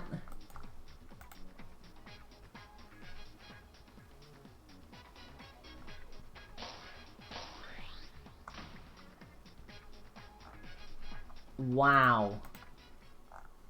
Well, so it means that going into this match between Replicant and Iceman, the winner of this will go up against Alistair, and we know the Replicant has already beaten them 2-0, so if Rep can get another win here against Iceman, you feel like it will be all Rep's doing to get themselves into top 3, but Iceman coming back in with that Springtron. We've seen them utilize it earlier in this competition. Boomerang and Tribolt is going to be the way to go, as Replicant flings in once again with the Hydra and the Parabola. Surprised to see that Rep not going to come in with the curved arm, but hey, if you can get the shocks with the Parabola, you really don't need a curved arm, do you? And again, baits Iceman into another grab, and so far, it's all Replicant at the time being, as the first of our tubes finally do fall on weak on the right-hand side of the Tron. We've got 2 tubes now, my bad. Powerball again, just sort of like coasting towards Iceman. It's so easy to think about going for an EMP to just immediately shut down the Powerballer, since it does go quite slowly towards the end. But you also know that Replicant is being a fiend with the Hydra so far. And again, both are relatively close here health-wise, but crucially, it's going to be another rush on through. And will this KO? It does KO. And once again, it instantly shuts down Tron before they can get a chance to really get back into it. Replicant just looking for one more point to book their ticket into the underground semi-final. Again, gets another good hit with the Hydra. Iceman coming in with a chiller now to go alongside that Boomerang. And finally does commit to the rush, but can only get the one instance of it. Can't get the juggle on this occasion. So minimal damage really, but I mean, it's better than no damage at all. Powerball does get a little bit of a tap onto Tron, giving them a bit of a warning shot, and Replicant patiently waited for the EMP to happen and immediately punished it. Really good timing there from Rep, and they have Rush as well. They're just going to whittle Iceman down as much as they can before they probably commit to this, as the Powerballer again just gets a punch through towards the end. The Chiller not going to find their target on this occasion, but Iceman's consistency, it's not to be snuffed at. They do have Rush back up to field. So again, it comes down to who blinks first here with 35 seconds left on the clock. And if you're Replicant at this point, you maybe would think about the rush if you can get a good opportunity to do so. Grab coming out from Iceman, trying to go for a little bait and switch, but not on this occasion. And it allows Replicant to get a Hydrate hit in. The EMP is out and the arm is down on the right hand side, but Replicant was not able to punish it in time. Just about avoids our rush attempt from Iceman, which puts them in the cheap seats. Iceman in critical, and they know they've got all the work to do. They've got to get A good 1-2 hit. A grab would absolutely seal it, but the rush cancels it out. And Replicant is going to knock Iceman out of this competition. The top 2 highest competitors in terms of Challenge Cup wins are both out in Underground Round 4. Yana with 15 wins is out, and Iceman with 12 wins is also out. This top 4 is interesting, but the fight now between Replicant and Alistair has so much riding on it, and I cannot even begin to tell you how big of a deal this is going to be. Let's put it this way. This is a rematch from round 2, where Replicant took out Alistair by 2 points to 0. If Alistair can find a way of getting revenge against Replicant, on their first appearance in the Challenge Cup, they'll have made it onto the top 3 score sheet. And that would be absolutely ludicrous. For Replicant, it's another chance to book themselves into the top 3. They finished 3rd 5 times. They finished 2nd 5 times. They've won this cup twice. They've got consistency on their side. They know exactly what they're doing here. And they've beaten Iceman on top of that in a pretty close set. Of that there is no doubt. So I'm honestly not sure what to expect here. People would assume that Replicant should have this in the bag, and the top 3 will once again be another revolution in terms of the R's. The R revolution. Is that a thing that you can say? I'm not entirely sure. With Rafa being in the grand final, Rafa being on the underground final, Replicant wants to make it 3 R's out of 3. But when you're riding this high as a newcomer, you gotta fancy your chances in this situation. So we will see. We will see as we get ourselves ready for the underground semi-final. This is still a best of 3. So it'll be absolutely crucial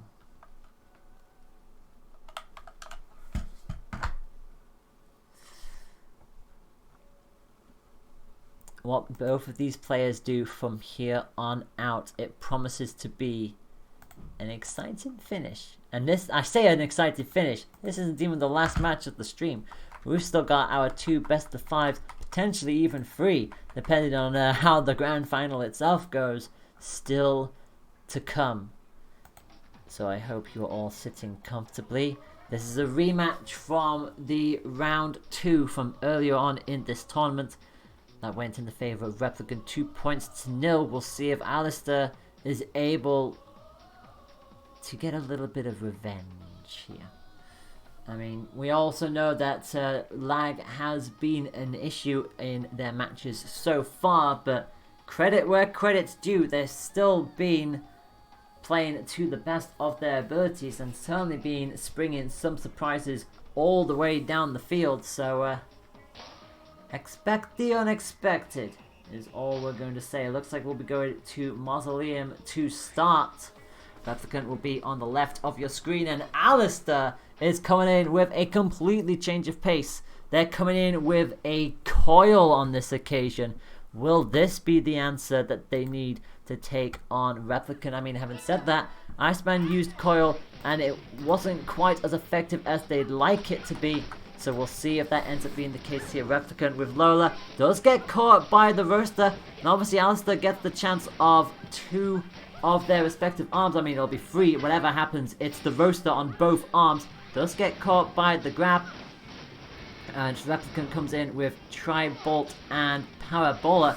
And Alistair is just coming out swinging here. No, not phased in the slightest by what Replicant is bringing to the table. The bolts are hitting, but the rush hits harder. 215 damage sends Replicant down to half health. And like I said, it's pretty much triple roasters. Whatever happens from here, managing to avoid the powerball, and again gets themselves in a good position to get the grab up and to potential, and immediately cleaves Replicant right down. Bolt and powerball are going to be blocked through for the time being. Alistair has health lead, but a rush can and will change that as Replicant gets the grab, and that puts Alistair into KO range. And Alistair gets caught in the stun, but goes for the rush. Yes, it does give Replicant the advantage going into the next point. They'll start with rush available, but crucially, Alistair starts with a point on the board and will commit to double roaster again, well, triple roaster again, like I said. And again, the platform going to slowly crack, and so far, they're keeping Replicant at bay. They're able to come in with these punches where I think Replicant sometimes thinks it's not going to happen. Rush will come through. 335 is exactly what they needed, and gets the grab as well. I honestly thought that it just missed, but like I said, there is that little tinge of lag in the air. Replicant gets punched down by another roaster, and a perfect pick from Alistair. Right place, right time with that grab. And Replicant could do nothing about it. And another good grab read from Alistair sends Replicant into the wall, and Rush is going to come out. That is going to be big damage. Is it enough for the KO? No. 300 puts Replicant a punch away from going down, and the grab quickly turns it back on its head. Alistair on the cusp of critical, looking for one more punch with the unguided arm goodness, and it would be quite a start if they can find it, and they do. The knee is hit, and Alistair does start with a... Oh my god, this could end up being a shift in the landscape as Alistair takes the first point in this semi-final match. And remember, this is the last best of 3 of this competition. Alistair, well, they lost 2-0 against Replicant earlier on today. They're now looking... Well, they're already done better regardless of if they win or lose in this situation. But the punch that finally managed to take Replicant away. And, you know, credit to Replicant, you know that he just never gives up. The rush started off absolutely strong. And it looked like at one point Replicant was going to just turn that back on its head. They were on the cusp of their rush as well. So you just felt like a couple more seconds and Replicant would have probably taken that to a tie. But not on that occasion. And Alistair, well, they're coming back in with the coil. Replicant coming in with Lowell. And we're going to see the other counter pick stage of this competition. It is going to be Viadol, so home territory for our friendly clown as she comes in with a tri-blast, not the tri-bolt, the blast, so a bit more of an explosive goodness here as Coil commits to the double roaster approach, and Replicant seeing if they can find a different strategy here as Alistair immediately tries to force Replicant straight into that corner. It's always hard to come out of. This is a very twisty, curvy stage, but so far it's the tri-blast that is doing all of the damage at the moment, as it does get at least a little bit hindered. Rush is going to come out, does connect initially, but somehow Replicant got the shield up in time, and now Alistair will get the shield up for Rep. Shield does manage to get broken on the right hand side, and Alistair not able to keep up with the explosive pressure that Replicant is bringing to the table. Does get caught by another bolt, and this loadout not quite working as much as they'd like to. Lola with that extra little range, the grab somehow does connect, and lag is going all over the place here, and that is, I mean, it's these kind of things you hate to see, and more so than that, the rush gets cancelled by the explosion, but Alistair quick to go in with a little bit of resurgence, got the grab that they were looking for, and another one. Back-to-back grabs for Alistair, quickly turning it around with 20 seconds left on the clock. Replicant does have rush and will immediately connect with it. Saw the grab coming out, had rush, went, nope, you are not having that. and just about manages to take the win on that occasion. 1 point up as we commit to our second point. Replicant looking to try and tie this up. Does get caught out by the grab in the end. And Alistair switching from double roaster to a nade and a fun chuck. So coming in with a bit of a different loadout. Still an unguided arm on the side of the nade, doing big explosive damage instead of big fiery damage. And also the fun chuck is the stun. And that was unfortunate from Alistair. Thought they were able to rush through the tri-blast, but unfortunately the keyword there is the blast. It does hit, but then leaves the explosion, which is what sent Coil down. They did at least retaliate with a grab of their own, so they do keep health lead, and crucially gets the pick with the fun chuck as well. Backs into the corner, gets the shield up, both arms weak as a result. A relenting onslaught from the bolts is exactly what they do, along with that bird chuck. But gets the grab, it keeps Alistair in contention for this match, gets the stun as well.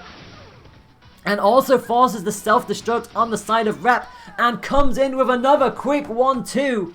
And just like that, Alistair has tied this point up. But crucially, they're on set point. They have rush available.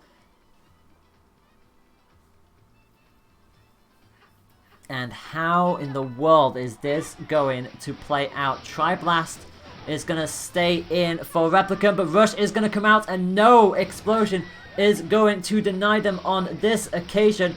Replicant already down on the deficit, but crucially gets 1 and 2 stuns in the nade. Finally punches through, but can't find a connection, and Replicant quickly brings the health relatively level here. Burchuk Tri-Blast working a little bit better once you start getting that familiarity with the kind of strategy that your opponent is coming in with. You stay able to start piling on the pressure, but so far Alistair has a read for it of their own. They've got Rush back, ready to go, and they commit to it, but it's not going to happen on this occasion. They'll commit to chip damage because at the very least Replicant already had Rush available. Both arms weak here for Rep as they slowly fade away. The stun happened, but the grab couldn't connect. Kyle might regret that later on, but crucially Rep is in critical, and Alistair was able to get the read on the rush. They're looking for a couple more hits, but Replicant bringing this back. This is all to play for here as Alistair is looking to make absolute history here.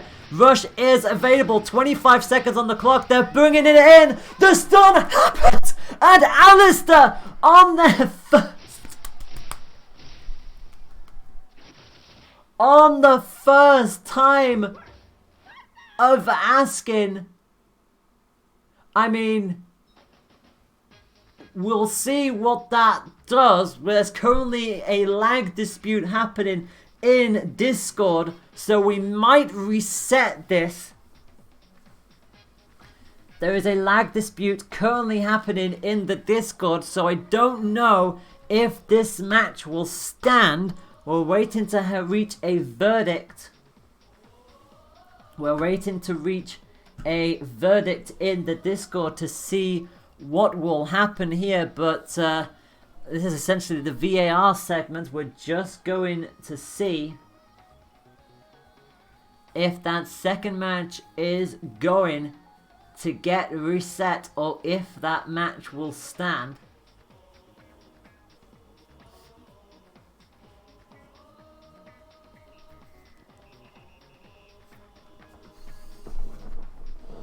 So, as we await confirmation, it is a technicality, and it looks like we are going to redo that match. So that point does not happen. It will be a redo. The lag dispute does get sorted.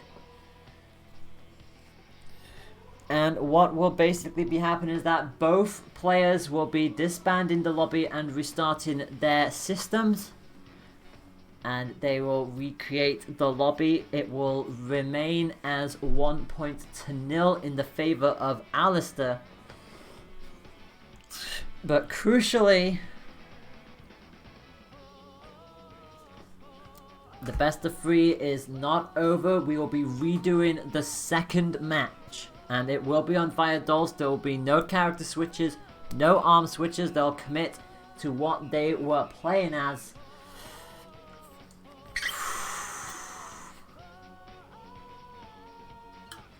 Well, that's just how it goes with these kind of competitions, especially when we run them online, that there is always the chance that the internet might not behave in the way that we would like it to. And like disputes, they can be filed, especially if it is pretty questionable. It did iron itself out towards the end of that match, but the first 2 points were most certainly very lag intensive. So it was just a shame that it ironed itself out by the 3rd point, but crucially to both players at that point, the damage had already been done. So it's absolutely fair for that to go ahead. So for Alistair, they'll have to try and find a way back again. Replicant was definitely seemed like they were in a bit more of a comfortable position. Sometimes bringing Lollapop into Viadolz, ironically enough, isn't really great for her. Considering the fact that the second she gets caught out in one of those respective corner squares, her abilities kind of wane at that point. Like, it becomes quite hard for her to actually get out of that situation. So, oops. So, it's always interesting to see that kind of thing happen, but it's how it is sometimes. And to be fair, despite that, they were making it work beautifully. So we'll see what happens here going forward as we get everybody back into the lobby. Everybody is set and ready to go. So we are redoing the second point. This best of 3 set resumes with Alistair being 1 point up. This is a best of 3. Alistair looking to get revenge on Replicant from losing 2-0 earlier to not only win 2-0 but book their ticket into top 3 on their first go in the Challenge Cup. We'll see what happens as Alistair starts with Nade Burchuck. Replicant gonna start with Triblast and Burchuck. So different types of chucks, both explosive arms, and Alistair starts with a little bit more of a favor, gets a good grab and a double connect with the chuck and the nade, and another successful read on the nade as well, as Replicant gets forced all the way back into the corner and just about gets away with that attempted grab. And crucially, the chuck, I think it was either the chuck or the bolt, whichever one hit them, caused Alistair to come out of their rush early, which was absolutely crucial. And Alistair gets one back as well. The explosion of the nade catches Replicant out, and no rush on their side either. So Alistair keeps the health lead and immediately heads on back and keeps that range at bay. It's almost like they don't mind playing at long range, and the second Lola starts getting towards the square, that's when they start to float on in that little bit more. So far, Replicant on the cusp of critical, and again, it's another explosion that catches Alistair out. Neither of these players are able to hit consistent rushes at the moment. Replicant now with a rush of their own, and the blasts ring on true, causing a whole lot of explosion. Alistair in KO range, Replicant in critical condition. 15 seconds left on the clock, and Coil, you do not want to be in this corner. Punch through on the grab. They know anything will do it. The explosion is going to happen. It sends Replicant all the way back. Alistair gets caught with 1 second on the clock. I think Replicant's taken it. And he has. He has. Replicant took it on the last few seconds by a sliver of health. That must have been millimeters, if that. And Alistair will probably be kicking themselves, but not for long, because they get the stun right at the start and fires on in with 345 damage. Great start for Alistair, but again, quickly rinsed down by the Triblast that Replicant is bringing to the table. It's all well and good having the health lead, but If you lose it in the dying seconds, it can all so quickly change. Nade just about finds a way through, and Alistair making this 1-2 combo work pretty nicely for them, it must be said, as Replicant tries to find a way to bounce into a pretty decent position. Alistair now with Rush on their side. Surely you will look to try and hold onto it where possible. Replicant not really going to want to blink with their Rush too early. With 50 seconds left on the clock, they know they can still turn this around. And crucially, Replicant will try and bait out Alistair using their Rush early, especially as you see them tick on down past the halfway markers. You just think Coil is just biding their time here, trying to play this a little bit more patiently, as Replicant knows the more frustrated Alistair gets, the worse it will be. But the Rush is going to come through. Alistair says, you know what? You can have the Rush for the next point. I'll at least take this point away from you. I don't mind charging this back up. So we'll see how this plays out. Nade Funchuck is still going to be the call for Alistair, but Replicant knows what Coil is up to now, and it's just a case of piling on the pressure where possible. Shield is up. Shield breaks at the last possible second, but crucially, Alistair doesn't really take too much damage, although all of that chip does start to add up in the grand scheme of things. Managing to catch Replicant out of the air just in the nick of time, and Alistair starts closing the gap in, but Replicant knows that's exactly what they try to do when they come in for the rush attempt, and is able to keep them at bay for now. But that grab was the last thing that they needed as they start to hop on back towards that corner, caught in the air by the Funchuck, and again another solid grab from Alistair as it slowly starts to close the door. Another hit with the chuck sends Replicant just a little further down. The rush is going to come out, and it connects. It connected, massive damage, 325. Just one more hit is all Alistair is looking for, and no lag this time, it seems like. But Replicant with the KO range potential, they're going to go for the rush. They do find a way through. 240, one punch apiece is going to take this away from either of these players. It all comes down to who's going to hit this with 20 seconds left on the clock. It goes to Coil. It goes to Coil. And Alistair has done a monumental upset. Alistair on their first go round of the Challenge Cup has shocked the flipping world. Alistair is in the top 3 of the Challenge Cup. Oh my god. Alistair has knocked out Yatta and Replicant in the underground bracket. I cannot believe what I'm saying. I am stunned. Absolutely stunned.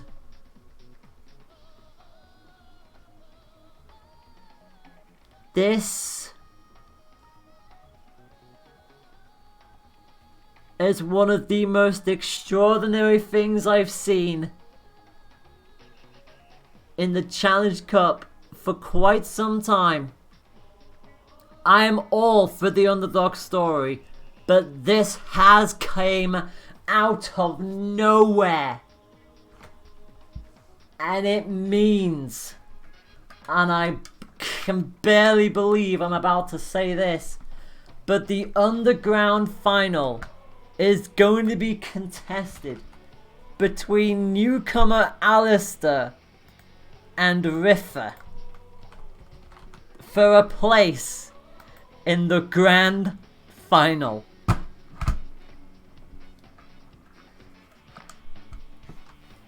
Where do you go from here? Where in the world do you go from here?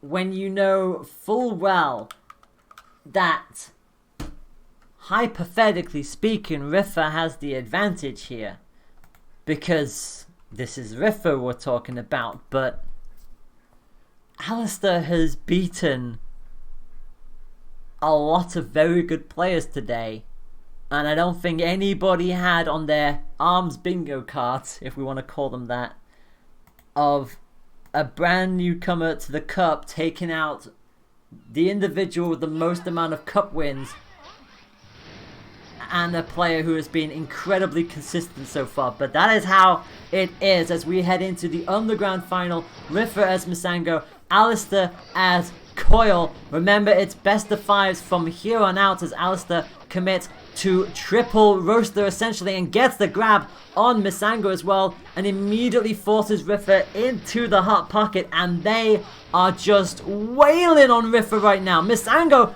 what is happening here? They're consistently jumping into the direct reaches of this roaster. They've got to find a way of slowing Coil down here because Riffer is being absolutely choked out and Alistair has got the first. What is happening here?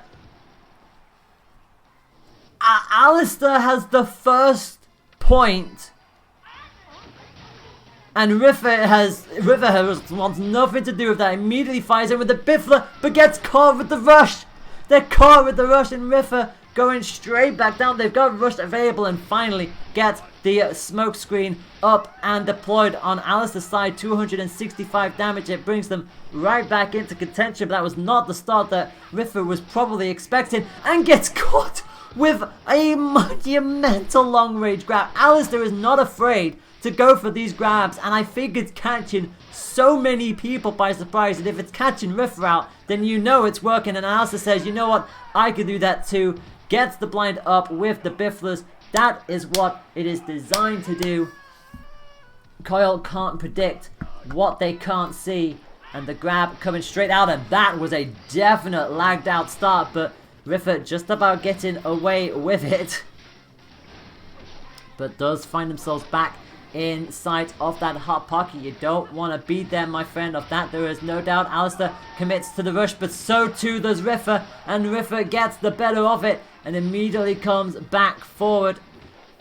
And you know Alistair's gonna have to work a little bit harder now. That Biffler again just causing that little bit more of a distraction. Just about survives with out taking damage on this occasion, but again, every Biffler hit that Riffer lands, it just gives them that little bit more time to just cool things down a little bit. They struggled to slow down Alistair in the first point, but now with the momentum on their side, they're just being as careful as they can. This should be a shield break. It is 70 damage on the board, but Alistair still got a way to go, but somehow managed to stop the rush just in the nick of time. I think the roaster just got their hit in. Arm weak on the right hand side as well. Alistair on the verge of make that into critical now. Riffer still got a good health lead just past the halfway mark, but Alistair is not afraid to fling out these punches and just try to charge this rush right back up. Chill gonna just destabilize Coil for a moment, and the last Chill finally does find a way through, and after a incredibly bizarre start where Alistair very much surprised Riffer right out of the gates, Riffer finally slows the momentum down and scores the first point. Very, very fast and frantic stuff in the early goings of this set. Wow. So, for Alistair, they're like, alright, that's fair enough. That was a good showing. I'm absolutely okay with that. You go into these kind of matches learning as you go, especially against top level players. As Riffer going to come in with that Biffler on the side again. Probably going to come in with the equipment. Does so. Has the Phoenix because we know DNA Lab is one of those big stages to play on. Nade and Funchuck for Coil. They're going to go for that explosive and also that stunned nature as well. Immediately ascends to the air. And Riffer does seem to take a lot of damage in the early going. More of these explosions are starting to pepper them out just a little bit more. Finally get a fortunate call with the Phoenix. Make that 2 for 2 on the Phoenix side of things. The DNA tubes just they're dead there for curved arms to just dance around, but Funchuck, they're just exchanging punches at this point. The Biffler gets just deflected casually off, and 300 odd damage for Alistair. Riffer on the cusp of critical, but we've seen them turn this around before many times, but that tube is definitely going to help Alistair there. Completely stopped that initial rush of Riffer, and the rest, well, was just easily defended. Alistair waits for the Biffler to wear off. Went for another long range grab, but Riffer's catching on to those now, and the Biffler is wailing on through, and you can't afford to let too many of those find their way through.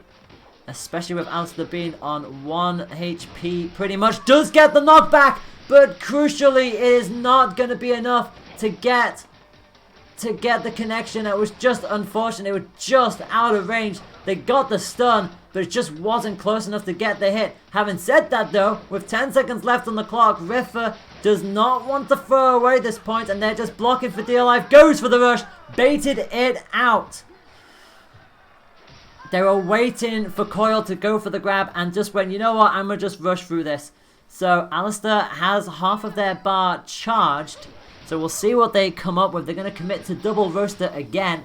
Riffa sticking with that Biffler. They're coming in with the chiller now that most of the tubes are down. So it's going to be back to this outright boxing. More of this high damage potentially from Alistair if they can connect with it naturally.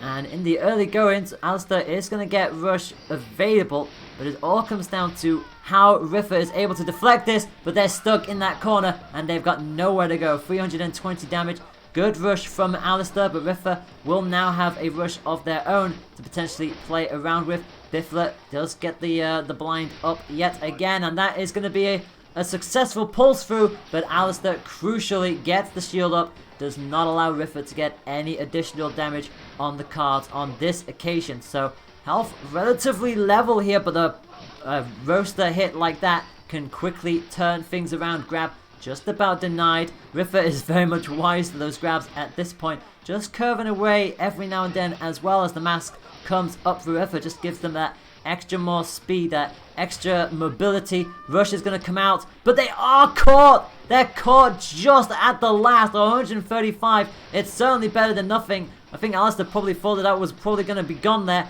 but not on this occasion. 15 seconds left on the clock. Riffa does have rush, but is on the cusp. Like that, they are in critical condition, and if they can't find any hits now, they might. Oh, they do find it. 5 seconds on the clock, and Alistair knows they're just going to hide behind this tube. There's nothing Riffa can do about it, and Alistair knows it. It's the only tube left on the field, and it secures them a point. So, this one will go to the final point. Will Riffa take a 2-0 lead, or will Alistair tie up this set? Well, we are going to find out as the yellow mask comes up for Riffa. They've got rush on the card, but Alistair with another quick little roast poke just about gets away with that, gets the shield up in time. Riffa cannot punish on this occasion, and now it's up to Alistair to see if they can get a successful conversion on this rush. Gets caught by the Phoenix. You hate to see those kind of things happen, and Riffa just kind of dancing around trying to bait out the rush from Alistair, who is just landing roaster after roaster, and that is going to be an immediate rush against Riffa. 310 damage. Look at the health lead here. A successful grab from Alistair. I think they're about to take a point away from Riffa here. They're looking for another punch. They find another punch. And my friends, if you thought Riffa was going to sweep this set, you've got another thing coming. Alistair ties it 1 apiece.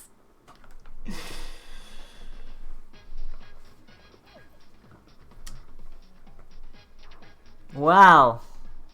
Wow. So Riffa, that unfortunately...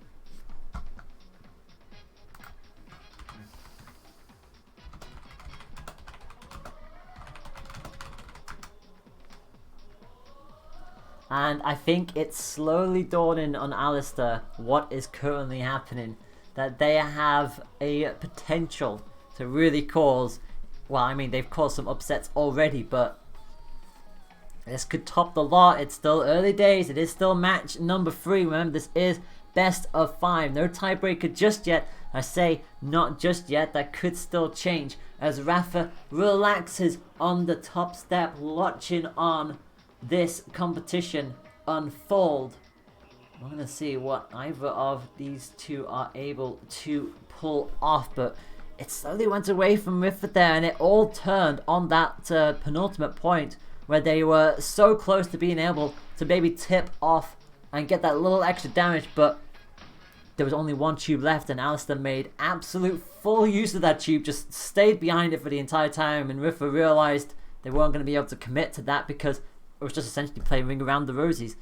And Alistair holding on and then came out flying in that final point. So, match number 3. And Riffa again takes a roaster to the face as we go back to Buster Beach. And they started poorly in that match in the very first point. And it's exactly what's happening here again. Alistair just raining on in with roaster after roaster and gets a grab in the process.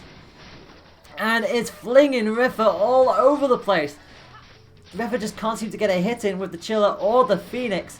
And so far, Alistair has built up a massive lead. Gets another hit with the roaster. There is no way we're going to have a perfect. No way. It's a perfect!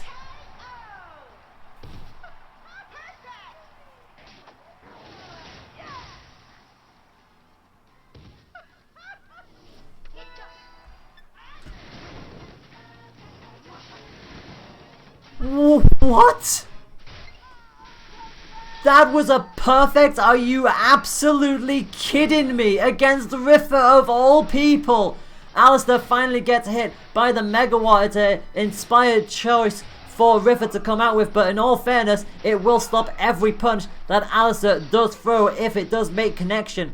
So Alistair will be looking to try and utilize Coil's aerial offensive and find themselves in a position where Riffa can't quite block it.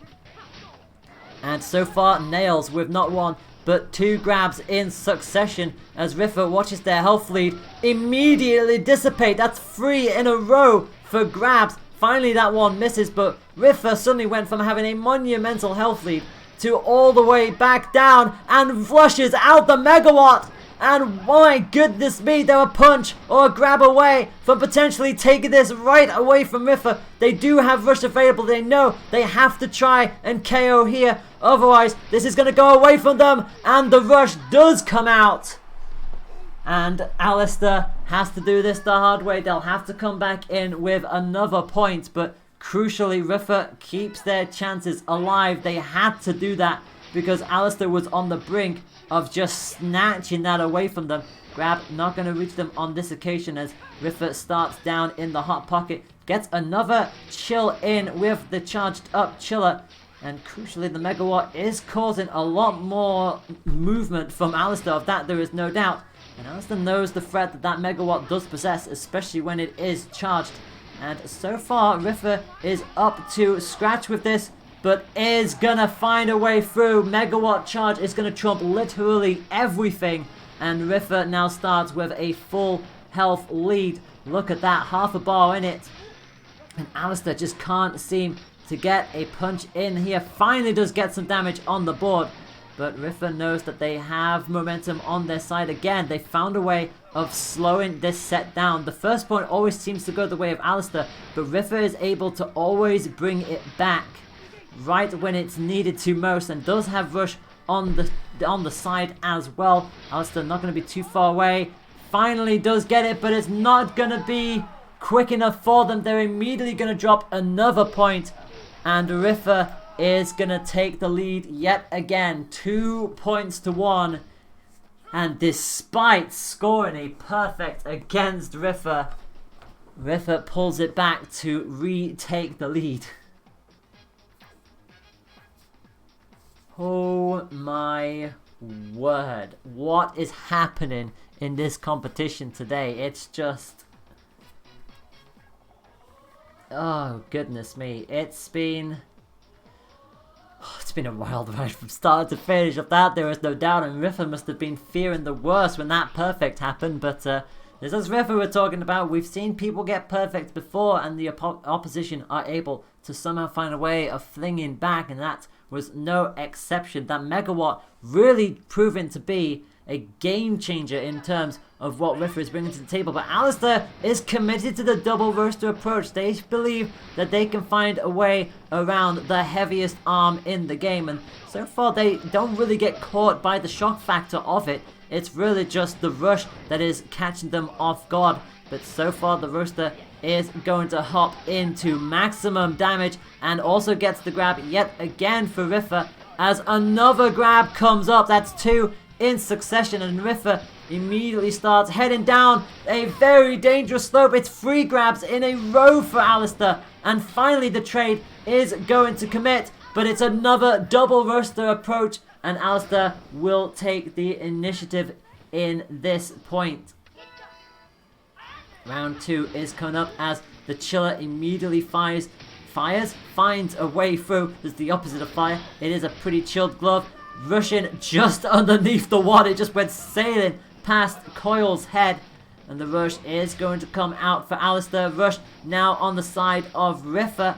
Not going to get any purchase on it on this occasion as the roasters continue to swing on by. Just the arms just sail past before you even have a chance to blink sometimes, as the Chill does find a way through. Roaster again going to quickly put Riffa back onto his butt. Rush is going to come through, but Riffa initially got away with it, but does get caught on the redirect 240 and puts them into critical. Alistair has a health lead, needs to be careful that what just about gets away with it. And with 50 seconds left on the clock, it just all comes down to where this is going to play out. Riffa just trying to bait and wait.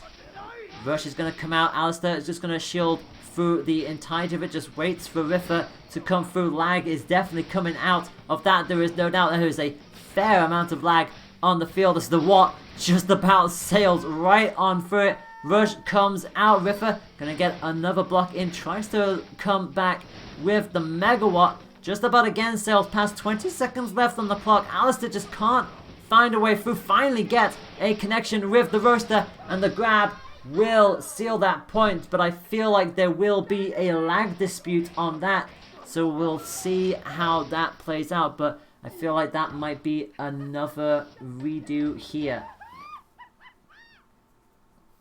It's a 2-0 in the form of Alistair, but that was a lot of lag right there and then, so we'll see if that ends up being a redo in this set. We had a redo, if you remember, between Alistair and Replicant earlier. So we will have a look-see to see if that gets redoed.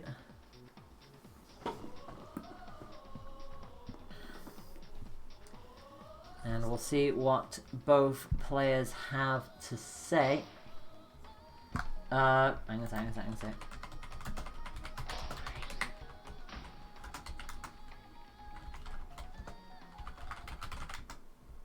And it looks like they're both not going to reset it on this occasion. They are just going to redo that point. So both choosing not to reset anything there, and it will be Riffa who comes out with the initiative. I thought there might have been a reset on the switch, but not to be on this occasion. Chill is going to finally fire on through, and Alistair not going to be able to get anything in terms of Riffa's grab on this occasion, as Riffa does again get another punch on through, and it looks like Riffa is going to try and score a perfect of their own. 70 seconds left on the clock, and Alistair already into critical, but it's going to get chip damage and nothing more than that, but finally does find a way of poking on through with the Roaster. Both of Rush ready to go, and Alistair going to blink with it first. Riffa does activate theirs to get the Watt back as quickly as possible. Alistair realizing that would be a bad decision to challenge, and shields out the rest of it. Watt coming right up and does get the shock initially as Riffa shields the rest of it, and the punch comes through to take it away from Alistair. Riffa just a point away from booking their ticket into Grand Final and making sure that nothing else happens in terms of Alistair's monumental push. Megawatt again gonna find a way to shock on through, but Riffa not able to take advantage of it, so Alistair remains in this fight for the time being. Gets another hit with the Fun Chuck as the Megawatt comes sailing past, and the explosion this time from the nade catches Riffa out. Shield up for Alistair on this occasion. No further damage applied, but it's going to shock through the Watt, and that was crucial for Alistair. Puts them right back into contention here. And if they can continue to avoid this Megawatt, they could still yet force a bit of a change in terms of what is happening in this competition. Gets another little poke from the Chiller. Not quite far enough away from the Watt, but again, Riffa not able to properly take advantage of it on this occasion. Rush is going to come out, and Alistair was fully committed. Into critical they go. 40 seconds left on the clock. Riffa finally looking like they can pop this away and just shielding the rest of it. Trying to bait out the grab and going for these punishes, and Alistair knows full well the Riffa is just hiding behind the pillar, and again trying to go for it but got caught. I'm not entirely sure what essentially caught them there. That might have been a self-destruct, but with 16 seconds on the clock, it looks like it's Riffa's to lose at this point. Grand final looks like it's going to be Rafa versus Riffa, and I think they both know it. They do get caught out here, and even if a grab does happen, Riffa knows that they can just shield the rest of it. The fire pillar stopped them, and it is going to be Riffa. The fairy tale comes to an end, and Riffa takes Alistair out 3 points to 1 in the end. Oh, it finally ends at winners at Underground Final.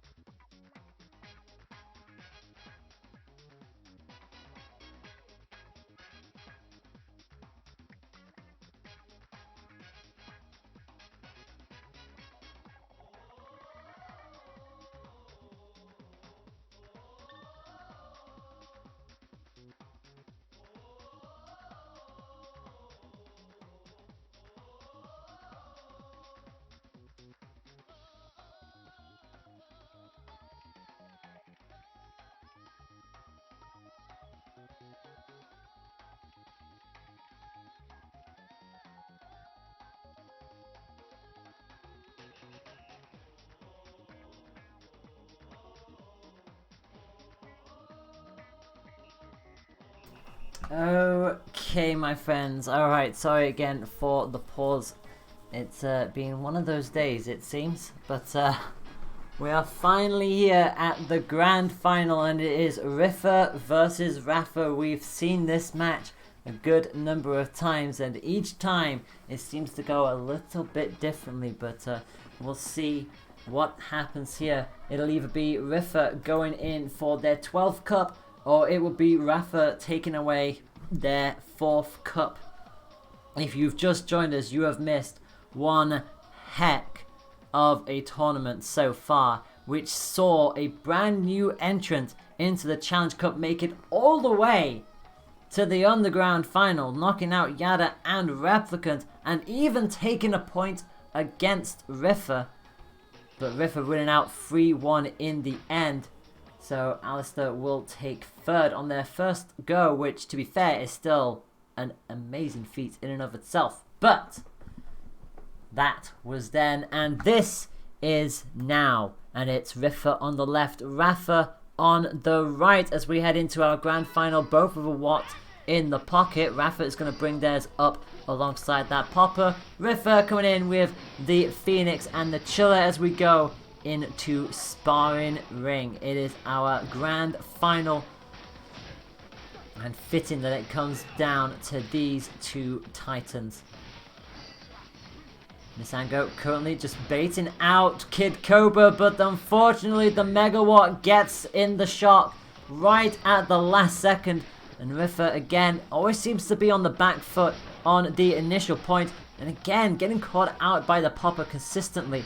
Yes, the Phoenix can curve around the Watt, but it doesn't matter if the Popper is able to find a way to hit first. And so far, all Rafa is looking for is one more little pop. And that's exactly what they get. And they will take the initiative here in the early goings.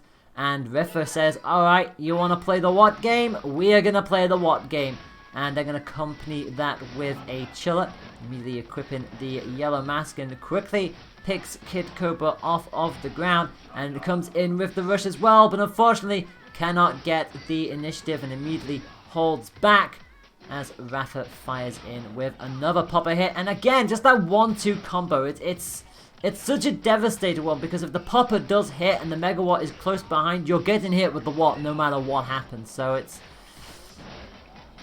it's a combination that does work a lot more than people give it credit for, and especially in the hands of a fighter like Kid Cobra. And with Rafa's aggressive playstyle, you can see that Rafa just can't seem to get a say in this at all. And the rush is going to come out, but crucially, Rafa is able to find a way through. But Rafa says, again, anything you could do, I could do better. The Watt found a way through just as the rush started. And, well, Rafa starts with the initial points. And obviously, remember that this is a double elimination tournament. I actually forgot to put on the lettering bracket. Rafa came up through the underground bracket. Rafa made it through winners final, which means as it stands, all Rafa needs to do is beat Rafa 2 more times, and they have their 4th ever cup. But for Rafa, they're going to have to beat Rafa in not 1 but 2 best of 5 sets to be able to turn this around. Both are going to commit with their respective fighters. Both are going to commit with their respective arms. Neither of them are going to really be changing anything. And even though Rafa does have the chiller that can punch through the popper, Rafa is going to say, you know what, let's switch things up a little bit. You want to be used to me playing Megawatt? Well, here comes my Burchuk. We'll see how you do with that. Although I haven't said that, Rafa starts off a little bit better here. We have not 1 but 2 successive megawatt hit. Makes that 3 successive megawatt hits. And already Rafa has their health pretty much halved. They just about get away on the follow-up one. And now get a grab of their own straight onto the middle platform. And you don't want to see that one break too many times. The trampoline can very much change how you play on this stage. Another successful rush, this time on the side of Rafa. And Rafa comes in with the chill, hops on over the attempt from Riff and gets a grab in the process. But crucially, Rafa is just looking for 1 more hit here. Rafa pretty much on last hit and rushes through the megawatt. Brave from Rafa on that occasion, and both now with 1 hit on the table. And this could go either way depending on what hit. And it's the Burchuk Rafa coming in with a monumental comeback there. On 1 HP, manages to rush deflect the Watt and then score with the Burchuk and just steals it from Rafa right at the end. And Rafa again going to get blown away by the popper and gets caught on 2 immediate occasions with it. As the rush comes out from Rafa. Not going to find anything on this occasion. Thankfully, Rafa could not find a little bit of a follow-up of their own, but comes in with the rush regardless. They switched out the Burchuk for the Watt, and already it's proving just deadly at the moment. Rafa down into critical. Rafa just on the halfway mark, and again, it's mostly the popper that's doing the work. Anytime it does finally find a way through, it's just catching Rafa off guard before they can even go for the jump. And just like that,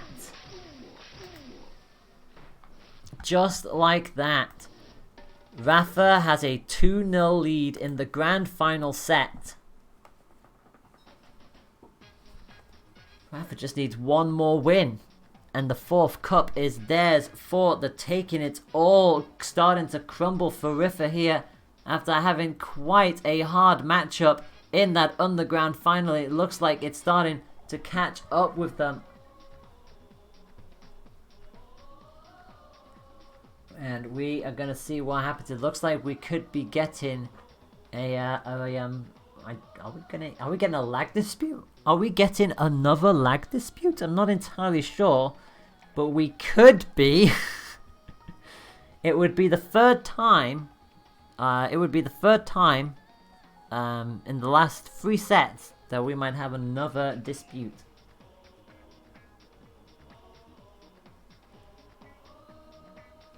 So we will see how that plays out, and we'll see if the points stand as well as they get their respective... it looks like they're still banning, so it looks like... No, it looks like we're not resetting. It looks like we are going straight in. So it looks like the point does indeed stand. It is going to be going straight into this. And yeah, Rifa is very much ready to go, and Rafa is just readying up now. It looks like it's going to be Buster Beach that we will be going to.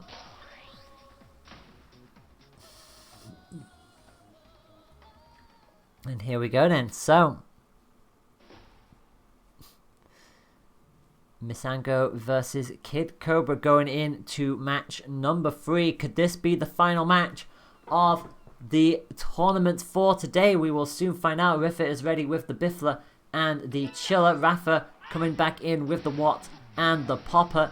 Pretty much the usual gist so far. And Rifa, well, they've had some interesting moments in the past few matches on Buster Beach, but so far they are starting off very strong this time round, taking the initiative, and Rafa just not able to get on the board so far. Finally does get a punch through.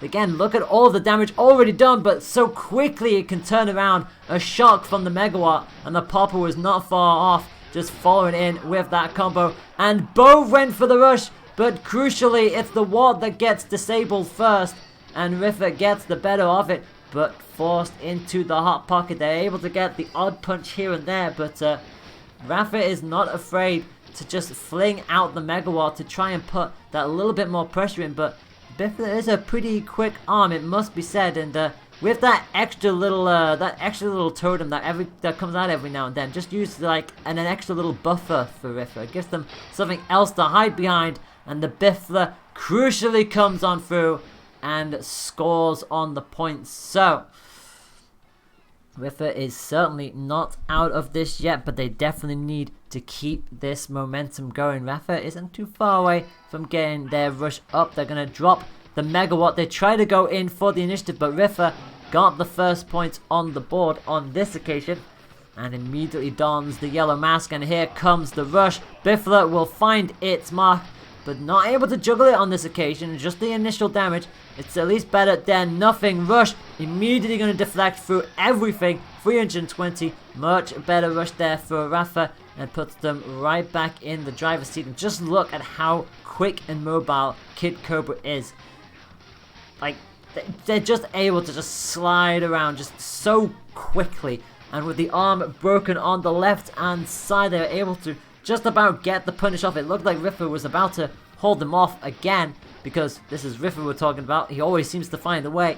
But now they're in a position where the Burchuk can and will KO. And crucially then, this is championship point. Rifa has to stop Rafa from winning here, or it's all over. Rush is available for both sides, but Rifa crucially is caught in the hot pocket, but they're not worried about that. The Biffler immediately catching Kid Cobra before they can commit to anything of the sort. Rush gonna come out from Rifa, both initially missing, and Rifa realizing they were not going to be in the good opportunity to do a follow-up of their own, quickly shielded out the rest of it and catches Rafa with the Biffler yet again. Gotta love the mascot's face. It's always nice to see. And for those of you who are semi-jokingly going, hey, let's have Biff in Smash. Sorry, not on this occasion. I guess he still technically is in Smash now. Rifa almost on the cusp of critical. They're losing that health lead little by little, and Rafa sends them into crit. Rifa does have rush available, goes for it, but Rafa was too far away, was ready for it, and now they know they're just one hit away from sealing this tournament. After everything that we had just been through, It ends with a clean sweep in the grand final. Rafa wins it 3-0, and the damage has truly been done. Rafa wins their 4th ever. Their 4th Challenge Cup. They are on an absolute tear at the moment of that. There is no doubt. So with that, that is all done and dusted, my friends. Congratulations to everybody who took part. It has been great fun from start to finish. We've had 15 people come out to do battle. And what a tournament it has been. So many ups, so many downs. And even going into that final match, you thought, well, Rafa was able to get through and Rafa has just had the longest break. And they were able to figure out what Rafa was coming in and bringing to the table. And obviously, Misango definitely helping Rafa in a good number of 1v1 moments there. Again, having that pillar to act as a buffer. But it just felt like every single time Rafa got Rafa caught, even with the extra help of the Biffler, Rafa was still able to come up with that aggressive play, that aggressive style that Rafa just couldn't slow down enough. So it's just how it goes. So it is going to be Rafa taking their 4th ever win. Rafa coming in 2nd, and newcomer to the entire thing, Alistair, coming in 3rd on their first go round. Flinging in surprises left, right, and center was a joy to behold. Yes, lag was playing its thing as well, but crucially, you don't take the the lag does happen, but the talent was still very much there, and they were doing very well. So it means looking into 2 weeks' time as we head up for our 52nd Challenge Cup. What are we going to expect from there? Well, you'll have to find out as you tune in 2 weeks' time. So what is that? That is going to be Sunday the 12th. That should be our next Challenge Cup. For any further additional information, you know what to do. Check out our Twitter at @European_arms. You've got the YouTube channel, EU Arms Competitive. If you are watching the videos back, you can watch the Challenge Cups happen live over at Twitch at EU_arms. And if you would like to join the Discord for general chit chat or for more information to sign up for the Challenge Cup, since that's where you will need to be if you do take part in future, the description for that, the details for that will be in the description below. You have all been amazing from start to finish. To everybody who took part, to everybody who came in to spectate, thank you so much. I have been Tamashi Kanjo. Hopefully you have enjoyed listening to me commentate. Do apologize for a couple of moments where I had to briefly pause. Normally I'm not like that. My throat was just having a bit of an off day, and that's before that's before I do more commentating, because not for ARMS, but it'll be for Splatoon 2 later tonight at 9 PM BST over on my channel. Because the Nintendo Players UK Squid League competition is entering its top 4 elimination bracket, and we'll be starting things off there. So my voice is going to be dead by the end of today. but that's Splatoon. This is ARMS. I hope you've all had an amazing time. Take care of yourselves, and as always, until next time, my friends, thank your tournament organizers for everything they do, and stay fresh.